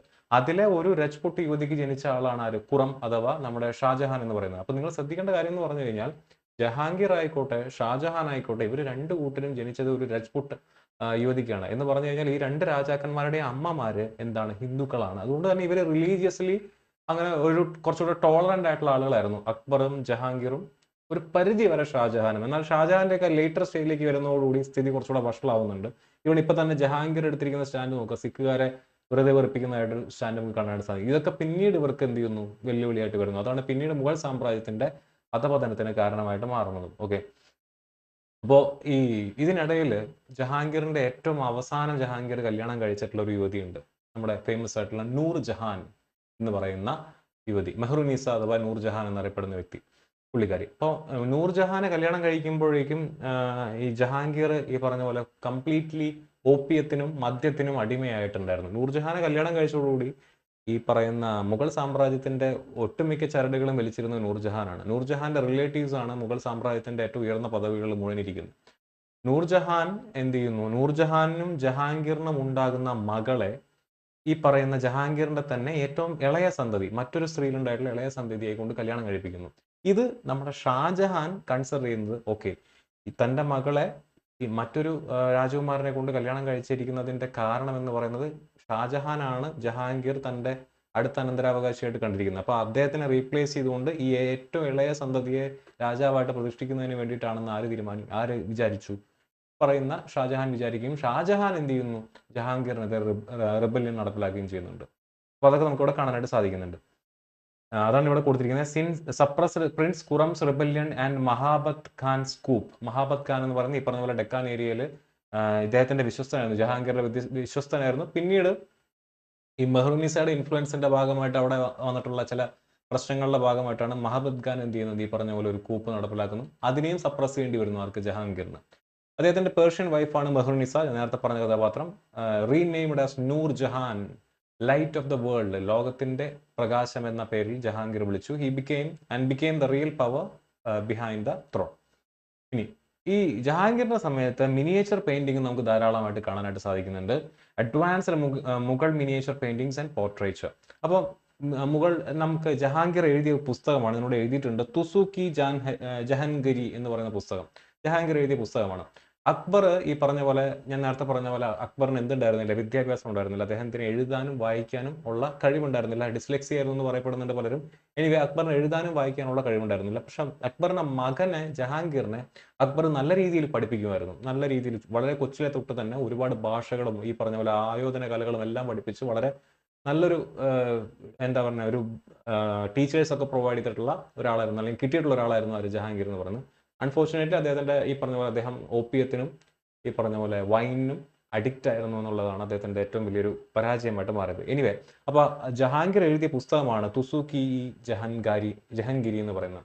അപ്പൊ ആ പുസ്തകത്തിനകത്ത് ഒരുപാട് മിനിയേച്ചർ പെയിന്റിങ്സ് ഉണ്ട്. അദ്ദേഹം ഒരു ആളെ പറ്റി എഴുതുമ്പോൾ അദ്ദേഹത്തിന്റെ അമ്മയെ പറ്റി എഴുതിയിട്ടുള്ള ഒരു ഭാഗമുണ്ട്. അപ്പൊ ആ ഭാഗത്ത് ഈ പറയുന്ന സലീമിനെ, അതായത് ജഹാംഗീറിനെ, എങ്ങനെയാണ് ജഹാംഗീറിന് ഗർഭം ധരിച്ചതിന് ശേഷം അമ്മ കയ്യിലെടുക്കുന്നതും അതിന്റെ ചുറ്റുവട്ടമായിട്ടുള്ള ഒരു മിനിയേച്ചർ പെയിന്റിംഗ്, അത്തരത്തിലുള്ള പെയിന്റിങ്സ് ഒക്കെ നമുക്ക് ധാരാളമായിട്ട് അവിടെ കാണാനായിട്ട് പറ്റും, ഈ പുസ്തകത്തിനകത്ത് കാണാനായിട്ട് സാധിക്കും. അപ്പോൾ മിനിയേച്ചർ പെയിന്റിംഗ് ധാരാളമായിട്ട് അവിടെ ഡെവലപ്പ് ചെയ്യുന്നുണ്ട്. പോർട്രേറ്റ്സ് ധാരാളമായിട്ട് ഡെവലപ്പ് ചെയ്യുന്നത് നമുക്ക് കാണാനായിട്ട് സാധിക്കും. ജഹാംഗീറിന് ശേഷം വന്ന ഷാജഹാന്റെയും ഔറംഗസേബിന്റെയും ഒക്കെ, അവരൊക്കെ ഈ പറഞ്ഞ പോലെ കയ്യിൽ മറ്റേ പരുന്തിനെയും കഴുതിനെയൊക്കെ പിടിച്ചുകൊണ്ട് നിൽക്കുന്ന ഫോട്ടോസ്, പോർട്രേറ്റ്സ് നമുക്ക് ധാരാളമായിട്ട് കാണാനായിട്ട് സാധിക്കുന്നുണ്ട്. ആൻഡ് ജഹാംഗീറിന്റെ സമയത്ത് ജഹാംഗീർ പോർച്ചുഗീസുകാരും അതുപോലെ തന്നെ ഈസ്റ്റ് ഇന്ത്യ കമ്പനിയൊക്കെ നിസ്സാരക്കാരായിരുന്നു എന്നുള്ളത് വളരെ വ്യക്തമാണ്, പ്രത്യേകിച്ച് പോർച്ചുഗീസുകാർ. അപ്പോൾ ജഹാംഗീറിന്റെ അമ്മയായിട്ടുള്ള ജോധ അക്ബറിന്റെ പേരിൽ അന്നത്തെ റെഡ് സീ, അല്ലെങ്കിൽ ഈ പറഞ്ഞ അറബിക്കടലിലും ബേ ഓഫ് ബംഗാൾ ഉൾക്കടലിലും പേര് കേട്ടിട്ടുള്ള, ഈ ജഹാംഗീറിന്റെ അമ്മയുടെ പേരിൽ പേര് കേട്ടിട്ടുള്ള വലിയൊരു കപ്പലുണ്ടായിരുന്നു. അതെ, വർഷാവർഷം ഈ പറഞ്ഞ പോലെ ഹജ്ജിന് നമ്മുടെ ഇന്ത്യയിൽ നിന്നും തീർത്ഥാടകരെ കൊണ്ടുപോകുന്ന ഒരു കപ്പലായിരുന്നു. അപ്പോൾ പോർച്ചുഗീസുകാർ ഒരു തവണ എന്ത് ചെയ്യുന്നുണ്ട്? ആ കപ്പൽ ആക്രമിക്കുന്നുണ്ട്, അതിനെ കീഴ്പ്പെടുത്തുന്നുണ്ട്. അപ്പൊ ഇത് തൻ്റെ അമ്മയുടെ പേരിൽ, അതായത് മുഗൾ സാമ്രാജ്യം ഭരിക്കുന്ന മുഗൾ ചക്രവർത്തിയുടെ അമ്മ, രാജ്ഞിയുടെ പേരിലുള്ള കപ്പൽ പോർച്ചുഗീസുകാർ പിടിച്ചെടുത്തു എന്ന് പറഞ്ഞുകൊണ്ട് ജഹാംഗീറിന്റെ കോപം കറക്റ്റായിട്ട് പോർച്ചുഗീസുകാർ അനുഭവിക്കുന്നുണ്ട്. അവന്മാർ ഇവിടെ നിന്ന് തുരത്തുന്നു, ഇവിടുത്തെ പള്ളികൾ കംപ്ലീറ്റ് പൊളിക്കുന്നു, ജെസ്യൂട്ട് വിശ്വാസികളെ കംപ്ലീറ്റ് ഇവിടെ നിന്ന് ഓടിക്കുന്നു. പോർച്ചുഗീസുകാർ അവസാനം കരഞ്ഞ് കാല് പിടിച്ചിട്ടാണ് രണ്ടാമത് ഇവിടേക്ക് ഒരു എൻട്രൻസ് അവർക്ക് കിട്ടുന്നത്. സിമിലർ ഇൻസിഡന്റ് നമുക്ക് ഔറംഗസേബ് ഇംഗ്ലീഷുകാരുടെ അടുത്ത് കാണിക്കുന്നതായിട്ട് കാണാൻ സാധിക്കും. എന്ന് പറഞ്ഞു കഴിഞ്ഞാൽ ഈ കാലഘട്ടത്തിൽ പോർച്ചുഗീസ് എന്നോ നമ്മൾ ഈ പറയുന്ന ഈസ്റ്റ് ഇന്ത്യ കമ്പനി അല്ലെങ്കിൽ ബ്രിട്ടീഷുകാരനൊന്നുമില്ല, എല്ലാവരും മുഗൾസിന് താഴെയാണ്. കമ്പയറബിൾ ആയിട്ട് മുഗൾസിനോട് പവർഫുൾ ആയിട്ട് അന്നത്തെ കാലത്ത് ആകെ, അല്ലെങ്കിൽ മിനിമം കമ്പയർ ചെയ്യാൻ പറ്റുന്ന രീതിയിലുള്ള സാമ്രാജ്യം എന്ന് പറയുന്നത് ഓട്ടോമൻ എംപയർ മാത്രമായിരുന്നു. മറ്റെല്ലാ എംപയേഴ്സും ആരും തന്നെ ഈ പറയുന്ന മുഗൾസിന്റെ പവറിന് മുന്നിൽ ഒന്നും ആയിരുന്നില്ല എന്നുള്ളതാണ് നമുക്ക് കാണാനായിട്ട് സാധിക്കുന്നത്. അപ്പോൾ ഇതൊക്കെ ഈ കാലഘട്ടത്തിൽ നടന്നിട്ടുള്ള സംഭവങ്ങളാണ്. ഇനി അദ്ദേഹം ഷാലിമാർ ഗാർഡൻ പണി കഴിപ്പിച്ചിരുന്നു. നമുക്കറിയാവുന്നതാണ് ഷാലിമാർ ഗാർഡനകത്തുള്ള വളരെ ഫേമസ് ആയിട്ടുള്ള, കശ്മീരിലാണ് ഷാലിമാർ ഗാർഡൻ പണി കഴിപ്പിച്ചിട്ടുള്ളത്. അവിടുത്തെ വളരെ ഫേമസ് ആയിട്ടുള്ള ഒരു കോട്ട്, അമീർ ഖുസ്രു പറഞ്ഞിട്ടുള്ള ഡയലോഗ് അല്ലേ, നമ്മൾ ക്ലാസ്സിനകത്ത് കണ്ടതാണ്. അത് അറിയാവുന്നവരുണ്ടെങ്കിൽ ഒന്ന് കമന്റ് ചെയ്യുക. അക്ബറിന്റെ ടോംബ്, അച്ഛന്റെ ടോംബ് പണി കഴിപ്പിച്ചെന്നത് സിക്കന്ദ്ര, ആഗ്രയിലാണ്. പിന്നെ ഈസ്റ്റ് ഇന്ത്യ കമ്പനിക്ക് ട്രേഡിംഗ് റൈറ്റ്സ് അദ്ദേഹം 1617 കൊടുക്കുന്നുണ്ട്. ക്യാപ്റ്റൻ വില്യം ഹോക്കിങ്സ് ആണ് ആദ്യം ജഹാംഗീറിന്റെ കൊട്ടാരത്തിലേക്ക് വരുന്നത്. അദ്ദേഹത്തിന് എന്ത് ചെയ്യുന്നില്ല, പരിഗണിക്കുന്നില്ല. സർ തോമസ് റോ, കാരണം ഈ വില്യം ഹോക്കിങ്സ് വരുന്ന സമയത്ത് പരിഗണിക്കാത്തതിന്റെ പിന്നിലെ കാരണം പോർച്ചുഗീസുകാരായിട്ടൊന്നും നല്ല ബന്ധത്തിലായിരുന്നു. സർ തോമസ് റോ വരുന്ന സമയത്ത് അദ്ദേഹത്തിന് ഫാക്ടറി പണിയാനുള്ള അവകാശം കൊടുക്കുന്നുണ്ട്. കാരണം 1613 പോർച്ചുഗീസുകാർ ഈ തൊട്ടിത്തരം കാണിക്കുന്നതും ജഹാംഗീർ പോർച്ചുഗീസുകാരുടെ തെറ്റുന്നതും പിന്നീട് വന്ന് ഇംഗ്ലീഷുകാർക്ക് എന്ത് ചെയ്യുന്നു, ഈസ്റ്റ് ഇന്ത്യ കമ്പനി സൂററ്റിൽ എസ്റ്റാബ്ലിഷ് ചെയ്യാനുള്ള അവകാശം കൊടുക്കുന്നതൊക്കെ. അപ്പോൾ അത്തരം ഡീറ്റെയിൽസിലേക്ക് പോകണ്ട. പക്ഷെ ഞാൻ ഇതൊക്കെ ഒന്ന് പറഞ്ഞു തരുന്നത് നിങ്ങൾക്ക് ആ സാഹചര്യം, അന്നത്തെ എന്താ പറയുക, ചുറ്റുപാട്, അന്നത്തെ മെയിൻ പ്ലെയേഴ്സ് എന്തൊക്കെയാണെന്ന് നടന്നത് എന്നുള്ളത് ഒരു കഥ പോലെ കേട്ടിരുന്നു കഴിഞ്ഞാൽ നിങ്ങൾക്കും എന്ത് ചെയ്യാം, പെട്ടെന്ന് എന്തെങ്കിലും ഒരു ചോദ്യം വന്നു കഴിഞ്ഞാൽ ഓക്കെ സാർ അന്ന് ഇങ്ങനെ പറഞ്ഞിട്ടുണ്ടായിരുന്നല്ലോ, അപ്പോൾ അത് കണക്ട് ചെയ്തിട്ട് നമുക്ക് ഇങ്ങനെ ചിന്തിച്ചുകൂടെ എന്നുള്ള രീതിയിലൊക്കെ ചിന്തിക്കാൻ പറ്റും. കാരണം ഇപ്പോഴത്തെ ചോദ്യങ്ങൾ ഡയറക്റ്റ് ടെക്സ്റ്റിൽ നിന്ന് മാത്രമല്ല, നമുക്ക് അതിന്റെ കോണ്ടെക്സ്റ്റോട് അറിഞ്ഞാൽ മാത്രമാണ് പലതും ആൻസർ ചെയ്യാനായിട്ട് പറ്റുന്നത്. അതുകൊണ്ടാണ് ഇതൊക്കെ പറഞ്ഞു പോകുന്നത്. അപ്പോൾ അദ്ദേഹത്തിന്റെ ബുക്കിന്റെ പേര് കൃത്യമായിട്ട് ഓർത്തിരിക്കുക, തുസുക്കി ജഹൻഗിരി എന്ന് പറയുന്ന പുസ്തകം. ആൻഡ് ജഹാംഗീറിന്റെ ടോംബ് ഇരിക്കുന്നത് എവിടെയാണ്, ലാഹോറിലാണെന്നുള്ള കാര്യം കൂടെ ഓർത്തിരിക്കുക. അപ്പോൾ ഇത്രയും പോയിന്റ്സ് ജഹാംഗീറുമായിട്ട് ബന്ധപ്പെട്ട് നിങ്ങൾ കൃത്യമായിട്ട് പഠിച്ചു പോവുക. ഇത്രയെങ്കിലും പഠിച്ചു പോകണം. ഓക്കെ, ഇനി നമ്മൾ അടുത്ത ജഹാംഗീറിന് ശേഷം വരുന്ന ആരാണ്, ഓഫ് കോഴ്സ് ആരാണ്, ഖുറം. അപ്പോൾ ഈ പറഞ്ഞ ഖുറം അധികാരത്തിലേക്ക് വരുമ്പോൾ മെഹ്റുനിസ 1627 ജഹാംഗീർ ഈ പറഞ്ഞ പോലെ ഒരു 1620s ഒക്കെ ആകുമ്പോഴേക്കും അദ്ദേഹത്തിന്റെ ഹെൽത്ത് വളരെയധികം വീക്ക് ആവുന്നുണ്ട്. അപ്പോൾ അദ്ദേഹം കാബൂളിൽ പോകുന്നു, ലാഹോർ പോകുന്നു, ഈ പറഞ്ഞ പോലെ കശ്മീരിലൂടെയൊക്കെ പല സ്ഥലങ്ങളും തീർത്ഥാടന കേന്ദ്രങ്ങളൊക്കെ സഞ്ചരിക്കാനായിട്ട് പോകുന്നുണ്ടെങ്കിലും കശ്മീരിലൊക്കെ അന്ന് അതിശൈത്യമായതുകൊണ്ട് തന്നെ അദ്ദേഹം എന്ത് ചെയ്യുന്നു, ട്രാവൽ ചെയ്യാൻ പറ്റാതെ 1627 അദ്ദേഹം മരണപ്പെടുന്നുണ്ട്. അപ്പൊ മെഹ്റുനിസ തന്റെ മരുമകനായിട്ടുള്ള ജഹാംഗീറിന്റെ ഏറ്റവും ഇളയ സന്തതിയും അതുപോലെ തന്നെ മെഹ്റുനിസയുടെ മകള് അവർ തമ്മിൽ കല്യാണം കഴിച്ചിട്ടുണ്ടല്ലോ. അപ്പോൾ ഏറ്റവും ഇളയ സന്തതിയെ പ്രതിഷ്ഠിക്കാനായിട്ട് നോക്കുന്നു. എന്നാൽ മെഹ്റുനിസയുടെ അച്ഛൻ, മെഹ്റുനിസയുടെ അമ്മ എന്ന് പറഞ്ഞ അച്ഛൻ എന്ന് പറഞ്ഞു കഴിഞ്ഞാൽ നൂർജഹാന്റെ അച്ഛൻ ഖുറത്തിന്റെ കൂടെ, അതായത് ഷാജഹാന്റെ കൂടെയാണ് നിൽക്കുന്നത്. മനസ്സിലാവുന്നുണ്ട്. അപ്പൊ അങ്ങനെ കുറെ ഇന്റേണൽ പൊളിറ്റിക്സ് ഒക്കെ ഈ സമയത്ത് നടക്കുന്നുണ്ട്. ഇതൊക്കെ ജസ്റ്റ് ഒന്ന് നോട്ട് ചെയ്ത് വെക്കുക. ഇനി അടുത്ത ഷാജഹാനെ പറ്റി പഠിക്കുന്ന സമയത്ത് ചോദ്യം Shahjahan's daughter dash participated in many architectural projects of the new capital of Shahjahanabad, Delhi. ഡൽഹിയിലെ ഒരുപാട് ആർക്കിടെക്ചറൽ കാര്യങ്ങളിൽ നേതൃത്വം കൊടുത്തിട്ടുള്ള ഷാജഹാന്റെ മകളുടെ പേര് എന്താണെന്ന് വെച്ചിരിക്കുന്നത്, ജഹനാര പേര് ഓർത്തിരിക്കുക. ചോദിച്ചിട്ടുണ്ട്, NTPC ചോദിച്ചിട്ടുള്ള ചോദ്യമാണ്. അപ്പോൾ നമ്മൾ ഇനി ആരെ പറ്റിയാണ് നോക്കാനായിട്ട് പോകുന്നത് ഷാജഹാനെ പറ്റിയിട്ടാണ്. ഷാജഹാനെ പറ്റി പറയുമ്പോൾ ഒറിജിനൽ നെയിം ഓർത്തിരിക്കുക, എന്താണ്, ഖുറം അല്ലെ. ഖുറം എന്നാണ് അദ്ദേഹത്തിന്റെ ഒറിജിനൽ നെയിം. 1628 മുതൽ 1658 വരെയാണ് എന്ത് ചെയ്യുന്നത്, ഷാജഹാൻ മുഗൾ ചക്രവർത്തിയായിട്ട് ഇരിക്കുന്നത്. 1658 ഷാജഹാൻ മരണപ്പെടുന്നില്ല. ഷാജഹാൻ എന്ത് ചെയ്യാണ്, അദ്ദേഹത്തിന് അസുഖബാധിതനാവുന്നു. അദ്ദേഹം ഈ പറയുന്ന പോലെ കിടപ്പിലാവുന്ന സമയത്ത് സക്സഷൻ വാർ വരുന്നു. ദാര ഷിക്കോ, ഔറംഗസേബ് തുടങ്ങിയ ഷാജഹാന്റെ എല്ലാ ആൺമക്കളും കൂടി തമ്മി തല്ലുന്നു. അതിനകത്ത് ഔറംഗസേബ് എന്ത് ചെയ്യുന്നു, ഈ പറഞ്ഞ പോലെ വിജയമായിട്ട് വരുന്നു. അപ്പൊ സക്സഷൻ വാറിന് ശേഷം ആക്ച്വലി ഷാജഹാൻ എന്ത് ചെയ്യുന്നുണ്ട്, ബെറ്റർ ആവുന്നുണ്ട്. പക്ഷെ ഒരു 8 കൊല്ലത്തോളം ഷാജഹാനെ തുറങ്കലിലടയ്ക്കുന്നു, ഔറംഗസേബ് തുറങ്കലിലടയ്ക്കുന്നു. 1666 മരണപ്പെടുന്നത്, ഷാജഹാൻ മരണപ്പെടുന്നത്. അപ്പോൾ ആ ഒരു കാര്യം കൂടെ ഇവിടെ നിങ്ങളൊന്ന് സൈഡ് നോട്ടായിട്ട് ഓർത്തിരിക്കുക. ആൻഡ് ഷാജഹാന്റെ സമയത്ത് നിങ്ങൾക്കറിയാം, അദ്ദേഹം താജ്മഹൽ പണി കഴിപ്പിച്ചിട്ടുണ്ട്, റെഡ് ഫോർട്ട് പണി കഴിപ്പിച്ചിട്ടുണ്ട്, ഡൽഹിയിലെ ജമാ മസ്ജിദ് പണി കഴിപ്പിച്ചിട്ടുണ്ട്, മോട്ടി മസ്ജിദ് ആഗ്രയിലെ പണി കഴിപ്പിച്ചിട്ടുണ്ട്, ഷാജഹാനാബാദ്, അതിനാണ് നേരത്തെ പറഞ്ഞ ജഹനാര, അദ്ദേഹത്തിന്റെ മകളായിട്ടുള്ള ജഹനാര നേതൃത്വം കൊടുത്തിട്ടുള്ളത്. പീകോക്ക് ത്രോൺ വളരെ ഫേമസ് ആണ്. ആരുടെ സമയത്താണ്, ഷാജഹാന്റെ സമയത്താണ്. അപ്പോൾ ഒരുപാട് ആർക്കിടെക്ചറൽ മോണുമെന്റ്സ് ഒക്കെ ആരുടെ സമയത്താണെന്ന് ചോദിച്ചു കഴിഞ്ഞാൽ മോസ്റ്റ് പ്രോബബ്ലി ഷാജഹാന്റെ സമയത്ത്. പിന്നെ നിങ്ങൾക്ക് കൺഫ്യൂഷൻ വേണ്ട ഒരേ ഒരാൾ ആരാണ്, അക്ബറാണ്. അക്ബറിന്റെ ഫത്തേപൂർ സിക്രിയും അതുപോലെ തന്നെ ആഗ്ര ഫോർട്ട്, അങ്ങനെ 2-3 സംഭവങ്ങളും വരും. ബാക്കി മെജോറിറ്റി ആരാണ്, ഷാജഹാൻ ആണെന്നുള്ള കാര്യം കൂടെ ഓർത്തിരിക്കുക. ഇനി അദ്ദേഹം എന്ത് ചെയ്യുന്നു, ബിജാപൂർ പിടിച്ചെടുക്കുന്നു, ഗോൽക്കൊണ്ട പിടിച്ചെടുക്കുന്നു, അതുപോലെ തന്നെ നോർത്ത് വെസ്റ്റേൺ ഫ്രണ്ടിയർ, നമ്മുടെ സഫാവിദികളോട് തോറ്റിട്ടുള്ള, ഞാൻ നേരത്തെ പറഞ്ഞു ജഹാംഗീറിന് സഫാവിദികളുടെ അടുത്ത് തോൽവി ഉണ്ടാവേണ്ടി വരുന്നു 1622. അത് തിരിച്ചു പിടിക്കുന്നുണ്ട് ആര്, നമ്മുടെ ഷാജഹാൻ. ബിജാപ്പൂറും ഗോൽക്കൊണ്ടയും പിടിച്ചെടുക്കുന്നുണ്ട് ഷാജഹാൻ. അപ്പൊ ബിജാപ്പൂറും ഗോൽക്കൊണ്ടയൊക്കെ പിടിച്ചെടുക്കുന്നതിന് നേതൃത്വം കൊടുത്തത് ആരാണ്, ഔറംഗസേബാണ്. ഔറംഗസേബിന് ഡെക്കാൻ ഏരിയ കേന്ദ്രീകരിച്ചിട്ടുള്ള അധികാരമാണ് കൊടുത്തിരുന്നത്. ഓക്കെ, വളരെ ചെറുപ്പകാലത്തിലെ തന്നെ ഔറംഗസേബ് എന്ത് ചെയ്യുന്നുണ്ട്, അതൊക്കെ വളരെ ബ്യൂട്ടിഫുൾ ആയിട്ട് കൈകാര്യം ചെയ്ത ആ ടെറിട്ടറി മുഴുവൻ ഈ പറഞ്ഞ പോലെ മുഗൾ സാമ്രാജ്യത്തിന്റെ കൂടെ കൂട്ടിച്ചേർക്കുന്നുണ്ട്. ഇനി strength and trade granting further trading privileges to British East India company. ഇപ്പോൾ ബ്രിട്ടീഷ് ഈസ്റ്റ് ഇന്ത്യ കമ്പനിക്ക് കൂടുതൽ ട്രേഡിങ്ങിനുള്ള അവകാശം കൊടുക്കുന്നുണ്ട് ഷാജഹാൻ. ആൻഡ് ഈ സമയത്താകുമ്പോഴേക്കും നമുക്ക് കുറേയൊക്കെ അദ്ദേഹത്തിന്റെ റിലീജിയസ് പോളിസീസ് ഒക്കെ കുറച്ചൊക്കെ ചേഞ്ച് ചെയ്ത് തുടങ്ങുന്നുണ്ട് ഈ സമയമൊക്കെ ആകുമ്പോഴേക്കും. ഇനി യൂറോപ്യൻസ് ആയിട്ടുള്ള ബെർണിയർ, അദ്ദേഹം ഒരു ഫ്രഞ്ച് ഫിസിഷ്യനാണ്. ട്രാവർണിയർ, അദ്ദേഹം ഒരു ഫ്രഞ്ച് മർച്ചന്റ് ആണ്. മൻഡൽസോ ഒരു ജർമ്മൻ അഡ്വഞ്ചററാണ്. പീറ്റർ മണ്ടി ഇംഗ്ലീഷ് ട്രേഡറാണ്. മനുച്ചി ഇറ്റാലിയൻ റൈറ്ററാണ്. ഇവരൊക്കെ ഈ സമയത്ത് വിസിറ്റ് ചെയ്തിട്ടുണ്ട്. ഇത് പറയാൻ കാരണം ഇത് പലപ്പോഴായിട്ട് ചോദിച്ചിട്ടുണ്ട്. ഫ്രഞ്ച് ഫിസിഷ്യനും ട്രാവലറുമായിട്ടുള്ള ബെർണിയർ ഏത് മുഗൾ ചക്രവർത്തിയുടെ സമയത്താണ്, അല്ലെങ്കിൽ ഏത് ചക്രവർത്തിയുടെ സമയത്താണ്, അല്ലെങ്കിൽ ഏത് സാമ്രാജ്യത്തിന്റെ സമയത്താണ് ഇന്ത്യയെ വിസിറ്റ് ചെയ്തതെന്ന് ചോദിക്കും. അപ്പോൾ സാമ്രാജ്യം എന്ന് പറഞ്ഞാൽ മുഗൾ സാമ്രാജ്യം, ചക്രവർത്തി എന്ന് പറഞ്ഞു കഴിഞ്ഞാൽ ഷാജഹാൻ. അപ്പോൾ ആ രീതിയിൽ ഈ ചോദ്യങ്ങളൊക്കെ ചോദിക്കാൻ സാധ്യതയുള്ളതുകൊണ്ടാണ് ഞാൻ ആ പേരുകൾ കൃത്യമായിട്ട് എഴുതിപ്പോയത്. അത് പഠിച്ചു പോവുക. ഇനി അദ്ദേഹം ഈ പറഞ്ഞ പോലെ 1658 അസുഖബാധിതനാവുമ്പോൾ മക്കളായിട്ടുള്ള ദാരാ ഷിക്കോ, ഷുജ, ഔറംഗസേബ്, മുറാദ്, ഷാജഹാൻ തുടങ്ങി മുറാദ്, ഈ 4 പേര് ഷാജഹാൻ അസുഖബാധിതനായതിനു ശേഷം എന്ത് ചെയ്യുന്നു, ഫൗട്ട് ചെയ്യാൻ തുടങ്ങുന്നു. അതിൽ ഔറംഗസേബ് ദാരയെ തോൽപ്പിക്കുന്നു. ആ ബാറ്റിലിന്റെ പേര് കൂടെ ഒന്ന് ഓർത്തിരിക്കുക, Samugarh, 1658 and executed him in 1659. അതിനുശേഷം ഷാജഹാൻ എന്ത് ചെയ്യുന്നു, ഇംപ്രസൻഡ് ആവുന്നു. എവിടെ? ആഗ്ര ഫോർട്ടിൽ 1658 Aurangzeb until his death in 1666.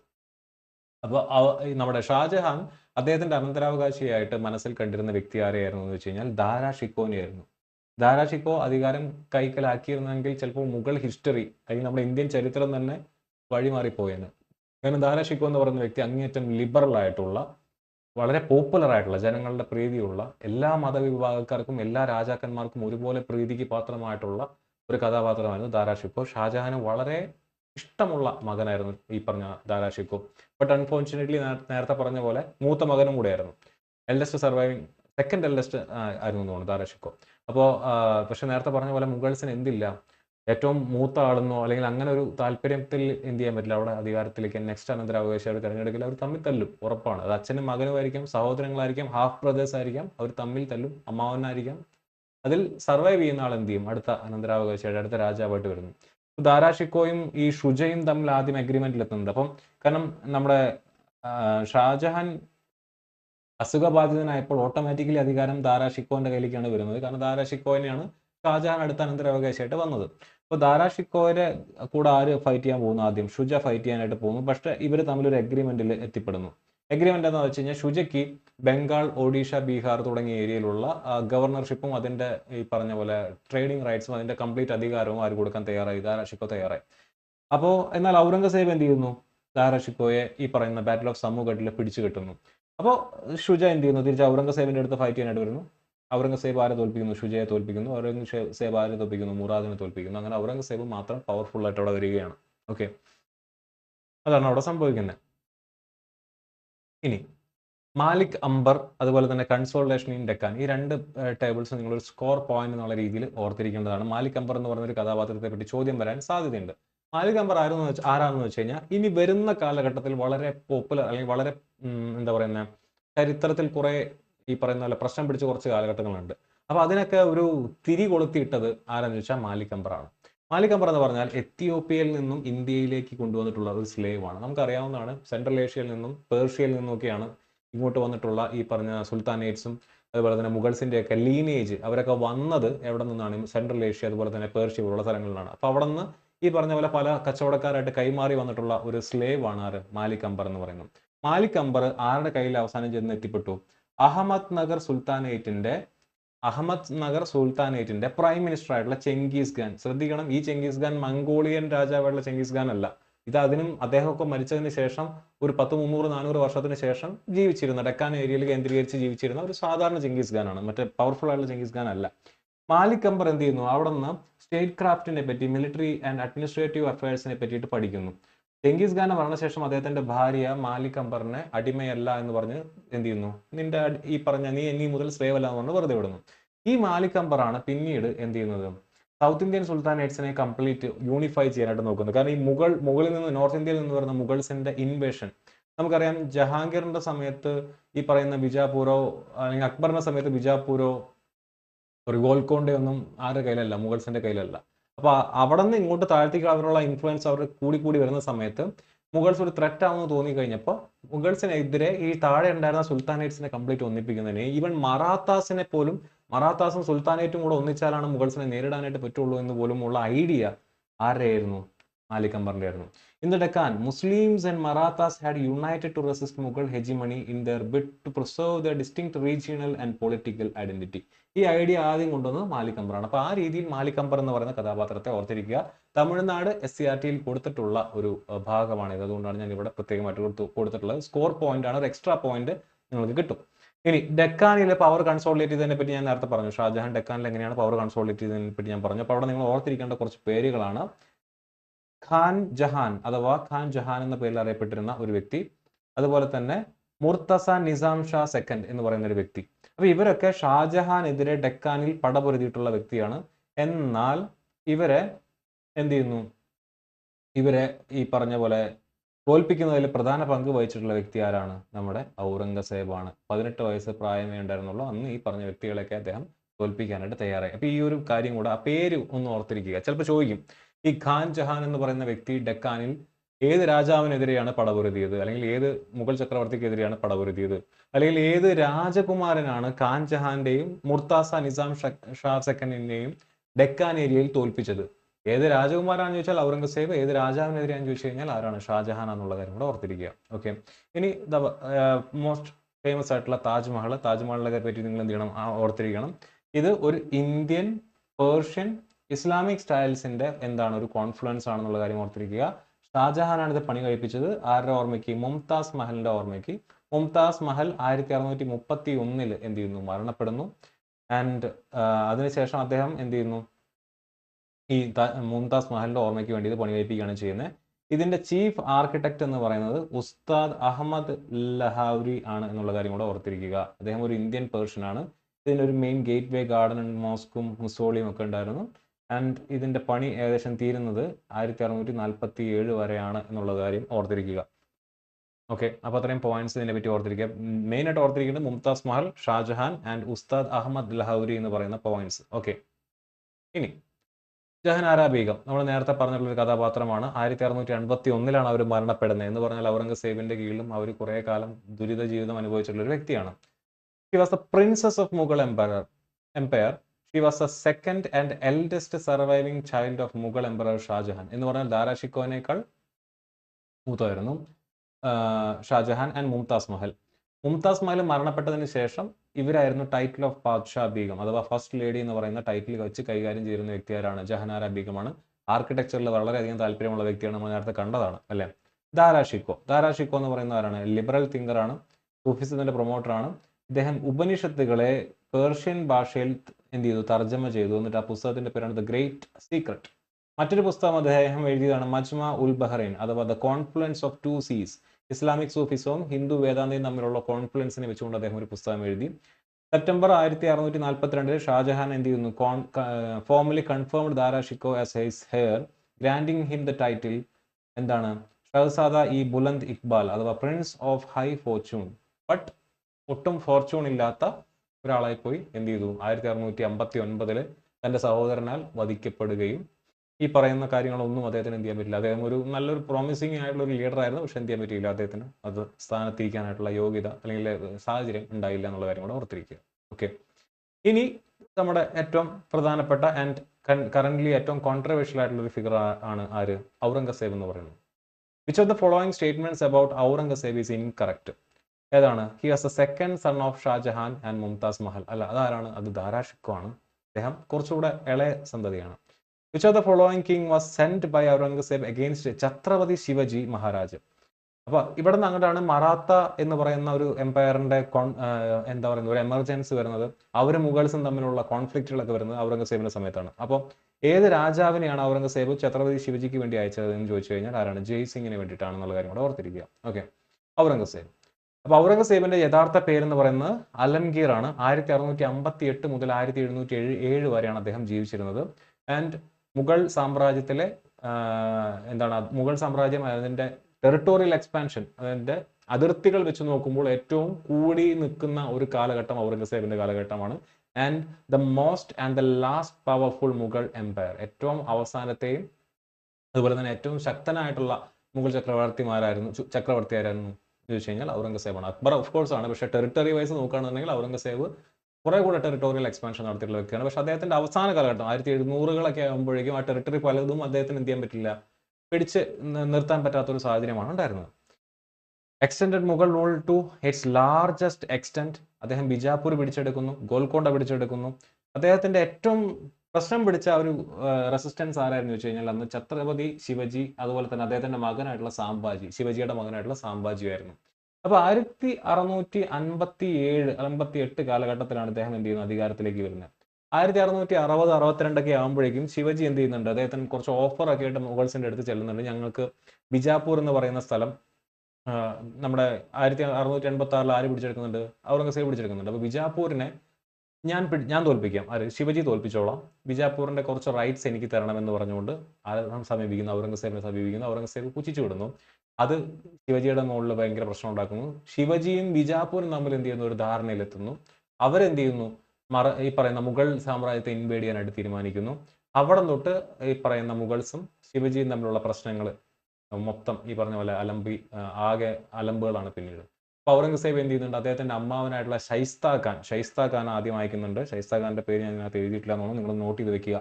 Shaista Khan എന്ന് പറയുന്ന പുള്ളിക്കാരൻ എന്ത് ചെയ്യുന്നുണ്ട്, ഈ പറയുന്ന പോലെ ശിവജിയെ പിടിച്ചു കെട്ടുന്നതിന് വേണ്ടി ആദ്യം അയക്കുന്നുണ്ട്. ഷൈസ്ത ഖാൻ അത്യാവശ്യം പവർഫുൾ ആയിട്ടുള്ള ഒരു ന്യൂമറിക്കൽ വലിയൊരു നമ്പറുള്ള ആർമിയുമായിട്ട് ഡെക്കാനിലേക്ക് വരികയാണ്. ശിവജിയുടെ അടുത്തേക്ക് മറാത്ത പിടിച്ചെടുക്കുന്നതിന് വേണ്ടി, ശിവജിനെ പിടിച്ചെടുക്കുന്നതിന് വേണ്ടി വരികയാണ്. പക്ഷേ ശിവജി ഗറില്ല മുറ ഉപയോഗിച്ചു.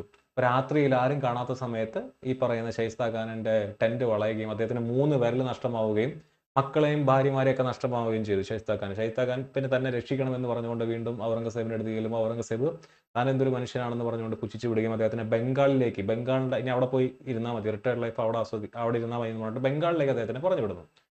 അടുത്ത ആളെ പറഞ്ഞു വിടുന്നതാണ് ജയ്സിംഗ്.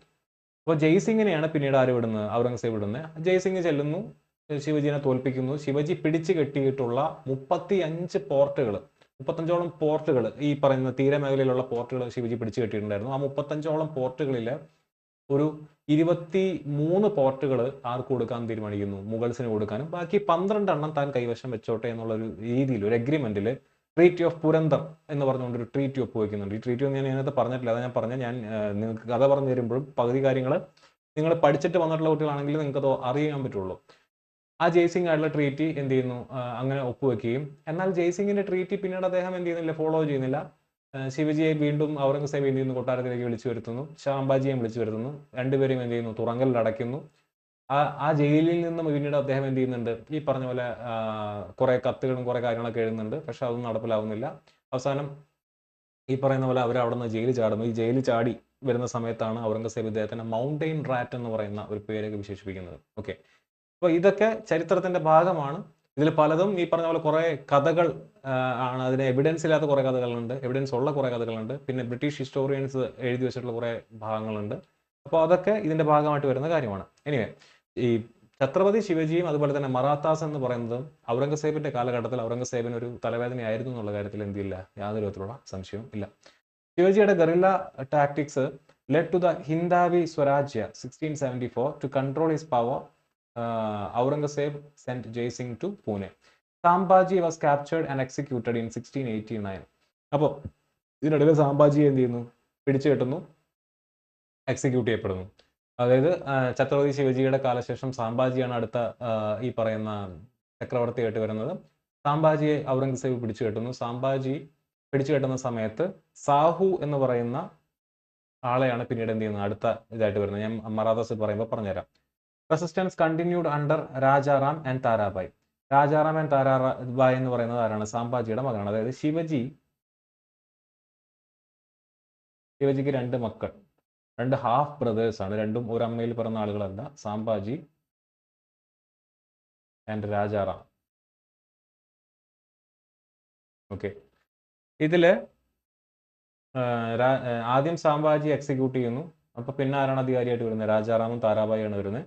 രാജാറാമിലും മരണപ്പെടുമ്പോൾ താരാബായും അദ്ദേഹത്തിന്റെ ഈ രാജാറാമിനും താരാബായിക്കും ഉണ്ടാവുന്ന കൊച്ചുകുട്ടിയാണ് പിന്നെ നെക്സ്റ്റ് അനന്തരാവകാശിയായിട്ട് വരുന്നത്.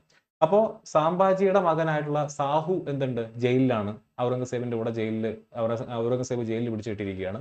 പിന്നീട് എന്ത് ചെയ്യുന്നു, ഔറംഗസേബിന്റെ മരണശേഷം ഔറംഗസേബിന്റെ മക്കള് ഈ പറയുന്ന സാംബാജിയുടെ മകനെ തുറന്നു വിടുകയും ഇവർ തമ്മിൽ ഇദ്ദേഹത്തിന്റെ മകനും തമ്മിൽ എന്ത് ചെയ്യുന്നു, പോരാടുന്ന ഒരു അവസ്ഥ വരുന്നു. അതിനുശേഷം സക്സസ് വാറിന് ശേഷം ഈ സാഹു എന്ത് ചെയ്യുന്നു, പവർഫുൾ ആയിട്ട് വരികയും സാഹുവിന് പിന്നെ എന്ത് ചെയ്യുന്നു, അതിനെ ഹെൽപ്പ് ചെയ്യുന്ന പേശ്വാസ് വരികയും പിന്നീട് പേശ്വാസിന്റെ ഭരണമാണ് അവിടെ നടക്കുന്നത്. അത് നമുക്ക് നോക്കാം. ഇനി ഔറംഗസേബിന്റെ റിലീജിയസ് പോളിസീസ് ഭയങ്കര കോൺട്രവേഴ്ഷ്യൽ ആണ്. ജസിയ ടാക്സ് രണ്ടാമത് റീഇൻട്രോഡ്യൂസ് ചെയ്യുന്നു. ജസിയ എന്ന് പറഞ്ഞാൽ നമുക്ക് അറിയാവുന്നതാണ്, നോൺ മുസ്ലിംസിന്റെ പുറത്ത് എന്ത് ചെയ്യുന്നു, ചെലുത്തുന്ന ടാക്സ് ആണ്. അദ്ദേഹം കോർട്ട് മ്യൂസിക്കും പെയിന്റിങ്സും എന്ത് ചെയ്യുന്നു, ബാൻ ചെയ്യുന്നു. ടെമ്പിളുകളെ അടിച്ച് തകർക്കാനായിട്ട് തീരുമാനിക്കുന്നു, അല്ലെങ്കിൽ അതിന് ഓർഡർ ചെയ്യുന്നു, ഇൻക്ലൂഡിങ് കാശി വിശ്വനാഥൻ കേശവ. അക്ബറിന്റെ ലിബറൽ പോളിസീസ് എല്ലാം റിവേഴ്സ് ചെയ്യുന്നു. സിഖ് റെബല്യൻ നടക്കുന്നു. എക്സിക്യൂട്ടഡ് ഗുരു തേജ് ബഹദൂർ. അപ്പോൾ രണ്ടാമത്തെ ഒരു ഗുരുവിനെ കൂടെ എന്ത് ചെയ്യുന്നു, മുഗൾസ് എന്ത് ചെയ്യുന്നു, എക്സിക്യൂട്ട് ചെയ്യുന്നു. ഇത് 9ാമത്തെ ഗുരുവാണ്. അർജൻ സിംഗ് എന്ന് പറയുന്ന 5ാമത്തെ ഗുരുവാണ്. And he faced uprisings under Guru Gobind Singh and Banda Singh Bahadur. അപ്പോൾ അടുത്ത ഗുരുവായിട്ടുള്ള ഗുരു ഗോബിന്ദ് സിംഗ്, 10ാമത്തെ ഗുരുവായിട്ടുള്ള ഗുരു ഗോബിന്ദ് സിംഗും അതുപോലെ തന്നെ ബന്ദ സിംഗ് ബഹദൂർ എന്ന് പറയുന്ന റിബലും തമ്മിൽ എന്ത് ചെയ്യുന്നു, അവർ കൂടെ ഔറംഗസേബിനെതിരെ തിരിയുന്ന ഒരു സാഹചര്യം ഉണ്ടാകുന്നു. ബ്രിട്ടീഷ് ഈസ്റ്റ് ഇന്ത്യ കമ്പനിയായിട്ട് ഫൈറ്റ് ചെയ്യുന്നു. Under sir John child imposed trade restrictions but later signed a 1690 treaty allowing the British to establish Fort William, Calcutta. ഞാൻ നേരത്തെ പറഞ്ഞ പോലെ ബ്രിട്ടീഷുകാരായിട്ടാണ് ഔറംഗസേബ് തെറ്റിപ്പിരിയുന്നത്, പോർച്ചുഗീസുകാരായിട്ടാണ് ജഹാംഗീർ തെറ്റിപ്പിരിയുന്നത്. പക്ഷെ രണ്ട് കൂട്ടരും, അതായത് പോർച്ചുഗീസുകാർക്കും ബ്രിട്ടീഷുകാർക്കും മുഗൾ സാമ്രാജ്യത്തിന്റെ പവർ അനുഭവിക്കാനുള്ള ഒരു അവസരമായിരുന്നു അത് എന്ന് പറയുന്നത്. ഓക്കെ, ഇനി അടുത്തത് നമ്മൾ നോക്കാനായിട്ട് പോകുന്നത് മറാത്ത എംപയറിനെ പറ്റിയിട്ടാണ്. മറാത്ത എംപയറിനെ വളരെ ബ്രീഫായിട്ട് ഞാൻ പറയുന്നുള്ളൂ. Who was known as a second founder of Maratha empire? ആരാണ്? ബാലാജി വിശ്വനാഥാണ്. ഇനി Bajirao one was the ruler of which dynasty? Bajirao one എന്ന് പറയുന്നത് എന്തായിരുന്നു? പേഷ്വയായിരുന്നു. അദ്ദേഹം ഒരു പേഷ്വയായിരുന്നു. അപ്പോൾ അതിൽ ആദ്യം ഛത്രപതി ശിവജി, അദ്ദേഹം അധികാരത്തിലിരുന്ന കാലഘട്ടമാണ് 1674 മുതൽ 1680 വരെ. ശിവജിയുടെ കാലശേഷം ആര് വരുന്നു? സാംബാജി. നേരത്തെ പറഞ്ഞ പോലെ സാംബാജി 1680 മുതൽ 1689 വരെ. സാംബാജി ശിവജിയുടെ മകനാണ്. ഇനി അതിനുശേഷം വരുന്ന ആളാണ് രാജാറാം, 1689 മുതൽ 700 വരെ. ഇവർ തമ്മിൽ ഹാഫ് ബ്രദേഴ്സ് ആണ്. അതിനുശേഷം വരുന്ന ആളാണ് ശിവജി രണ്ടാമൻ, രാജാറാമിന്റെ മകനായിട്ടുള്ള ശിവജി രണ്ടാമൻ. 1689 സാംബാജിയെ ഔറംഗസേബ് എക്സിക്യൂട്ട് ചെയ്യുമ്പോൾ അദ്ദേഹത്തിന്റെ മകനായിട്ടുള്ള സാഹുവിനെ ജയിലിൽ അടക്കുകയാണ് ചെയ്യുന്നത്. 1700 രാജാറാമും താരാബായും, രാജാറാമിന്റെ ഭാര്യയാണ് താരാബായി. അപ്പൊ താരാബായി എന്ത് ചെയ്യുന്നു? ശിവജി രണ്ടാമനെ റീജന്റ് ആയിട്ട് വെച്ചുകൊണ്ട് 1700 മുതൽ 1707 വരെ രാജാറാമിന്റെ മരണശേഷം മുന്നോട്ട് വരുന്നു. 1707 അത് സംഭവിച്ചത്. എന്ത്? ഔറംഗസേബ് മരിക്കുന്നത്. ഔറംഗസേബിന്റെ മരണശേഷം പിന്നീട് വന്ന മുഗൾ ചക്രവർത്തി സാഹുവിനെ റിലീസ് ചെയ്യുന്നു. സാഹു എന്ത് ചെയ്യുന്നു? വന്നു ഈ പറയുന്ന ശിവജി രണ്ടാമനെ തോൽപ്പിക്കുന്നു.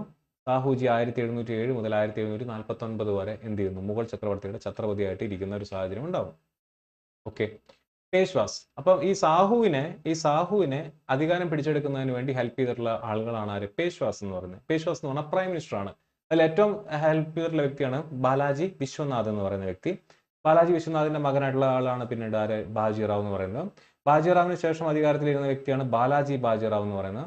ബാലാജി ബാജിറാവിന് ശേഷം അധികാരത്തിലിരുന്ന വ്യക്തിയാണ് മാധവറാവിന് ശേഷം അധികാരത്തിലിരുന്നിട്ടുള്ള വ്യക്തിയാണ് ആര്?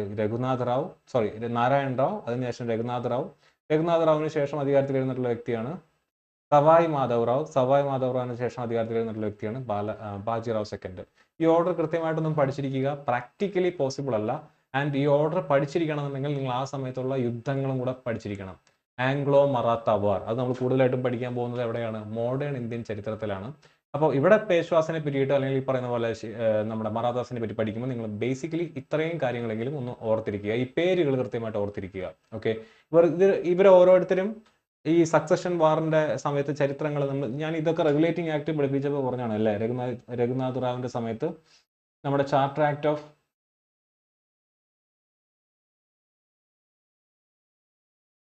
1793 ആദ്യം വരുന്നത്. അതിന് മുന്നേ പിറ്റ്സ് ഇന്ത്യ ആക്ട് വരുന്നത്. പിറ്റ്സ് ഇന്ത്യ ആക്ട് ആണ് നിങ്ങൾ കൃത്യമായിട്ട് ഓർത്തിരിക്കേണ്ടത്. അതുപോലെ തന്നെ റെഗുലേറ്റിംഗ് ആക്ട്, കമ്പനിയുടെ റെഗുലേറ്റിംഗ് ആക്ട് പൊളിറ്റി ക്ലാസ്സിൽ ഞാൻ പറഞ്ഞാണ്, നമ്മൾ പഠിച്ചതാണ്. 1773 റെഗുലേറ്റിംഗ് ആക്ടിനകത്ത് എന്ത് ചെയ്യുന്നുണ്ട്? നമ്മുടെ ബംഗാൾ പ്രസിഡൻസിക്ക് കുറച്ച് അധികാരം കൊടുക്കുന്നുണ്ട്. പക്ഷെ അത് വ്യക്തതയില്ല, എന്തൊക്കെ കാര്യത്തിലാണെന്നുള്ളത് വ്യക്തതയില്ല. പിറ്റ്സ് ഇന്ത്യ ആക്ടിന് എന്ത് ചെയ്യുന്നത്? കൺഫേം ചെയ്യുന്നു. കാരണം രഘുനാഥ് റാവു ബോംബെയിലെ ഈ പറയുന്ന ബ്രിട്ടീഷ് ഈസ്റ്റ് ഇന്ത്യ കമ്പനിയുടെ ഗവർണറായിട്ടൊരു ട്രീറ്റി ഒപ്പുകയും കൽക്കട്ട കൗൺസിൽ അതിനെ നെഗേറ്റ് ചെയ്യുകയും ചെയ്യുന്നുണ്ട്. അപ്പൊ അതിന്റെ പുറത്ത്, അതായത് ഇന്ത്യയിലുള്ള കൽക്കട്ടയിലിരിക്കുന്ന ബ്രിട്ടീഷുകാരും ബോംബെയിലിരിക്കുന്ന ബ്രിട്ടീഷുകാരും തമ്മിൽ തന്നെ എന്ത് ചെയ്യുന്നു? തർക്കം വരുന്ന സാഹചര്യം ഉണ്ടാകുന്നുണ്ട്. അതൊക്കെ രഘുനാഥ് റാവുമായിട്ട് ബന്ധപ്പെട്ടിരിക്കുന്നതാണ്. അവിടെ ഒരു 2-3 ട്രീറ്റീസ് വരുന്നുണ്ട്. സാൽബായ്, പുരന്ദർ, അങ്ങനെയുള്ള സൂററ്റ് തുടങ്ങിയ 3-4 ട്രീറ്റീസ് ഒക്കെ വരുന്നുണ്ട്. അപ്പോൾ അതൊക്കെ ഹിസ്റ്ററിയുടെ ഭാഗമായിട്ട് നിങ്ങൾ മോഡേൺ ഇന്ത്യൻ ചരിത്രത്തിൽ പഠിക്കുമ്പോൾ ഓർത്തിരിക്കേണ്ട സംഭവങ്ങളാണ്, ആക്ടുകളും കാര്യങ്ങളൊക്കെ. അപ്പോൾ ഇതൊക്കെ ഓവർലാപ്പ് ചെയ്യുന്ന കാര്യങ്ങളാണ്. ഓക്കെ, അപ്പോൾ ഏകദേശം ഈ ഒരു ഭാഗത്തോടു കൂടി നമ്മുടെ ഈ പറയുന്ന പേഷ്വാസോടു കൂടി നമ്മുടെ ഈ പറയുന്ന മെഡീവിയൽ ഇന്ത്യ എന്ന് പറയുന്ന ഭാഗം നമ്മൾ ഓൾമോസ്റ്റ് ഫിനിഷ് ചെയ്തിരിക്കുകയാണ്. നമ്മൾ ഇതുവരെ എടുത്തിട്ടുള്ള ക്ലാസ്സുകൾ 4 റിവിഷൻ ക്ലാസ്സുകളാണ് നമ്മൾ കംപ്ലീറ്റ് ചെയ്തിരിക്കുന്നത്.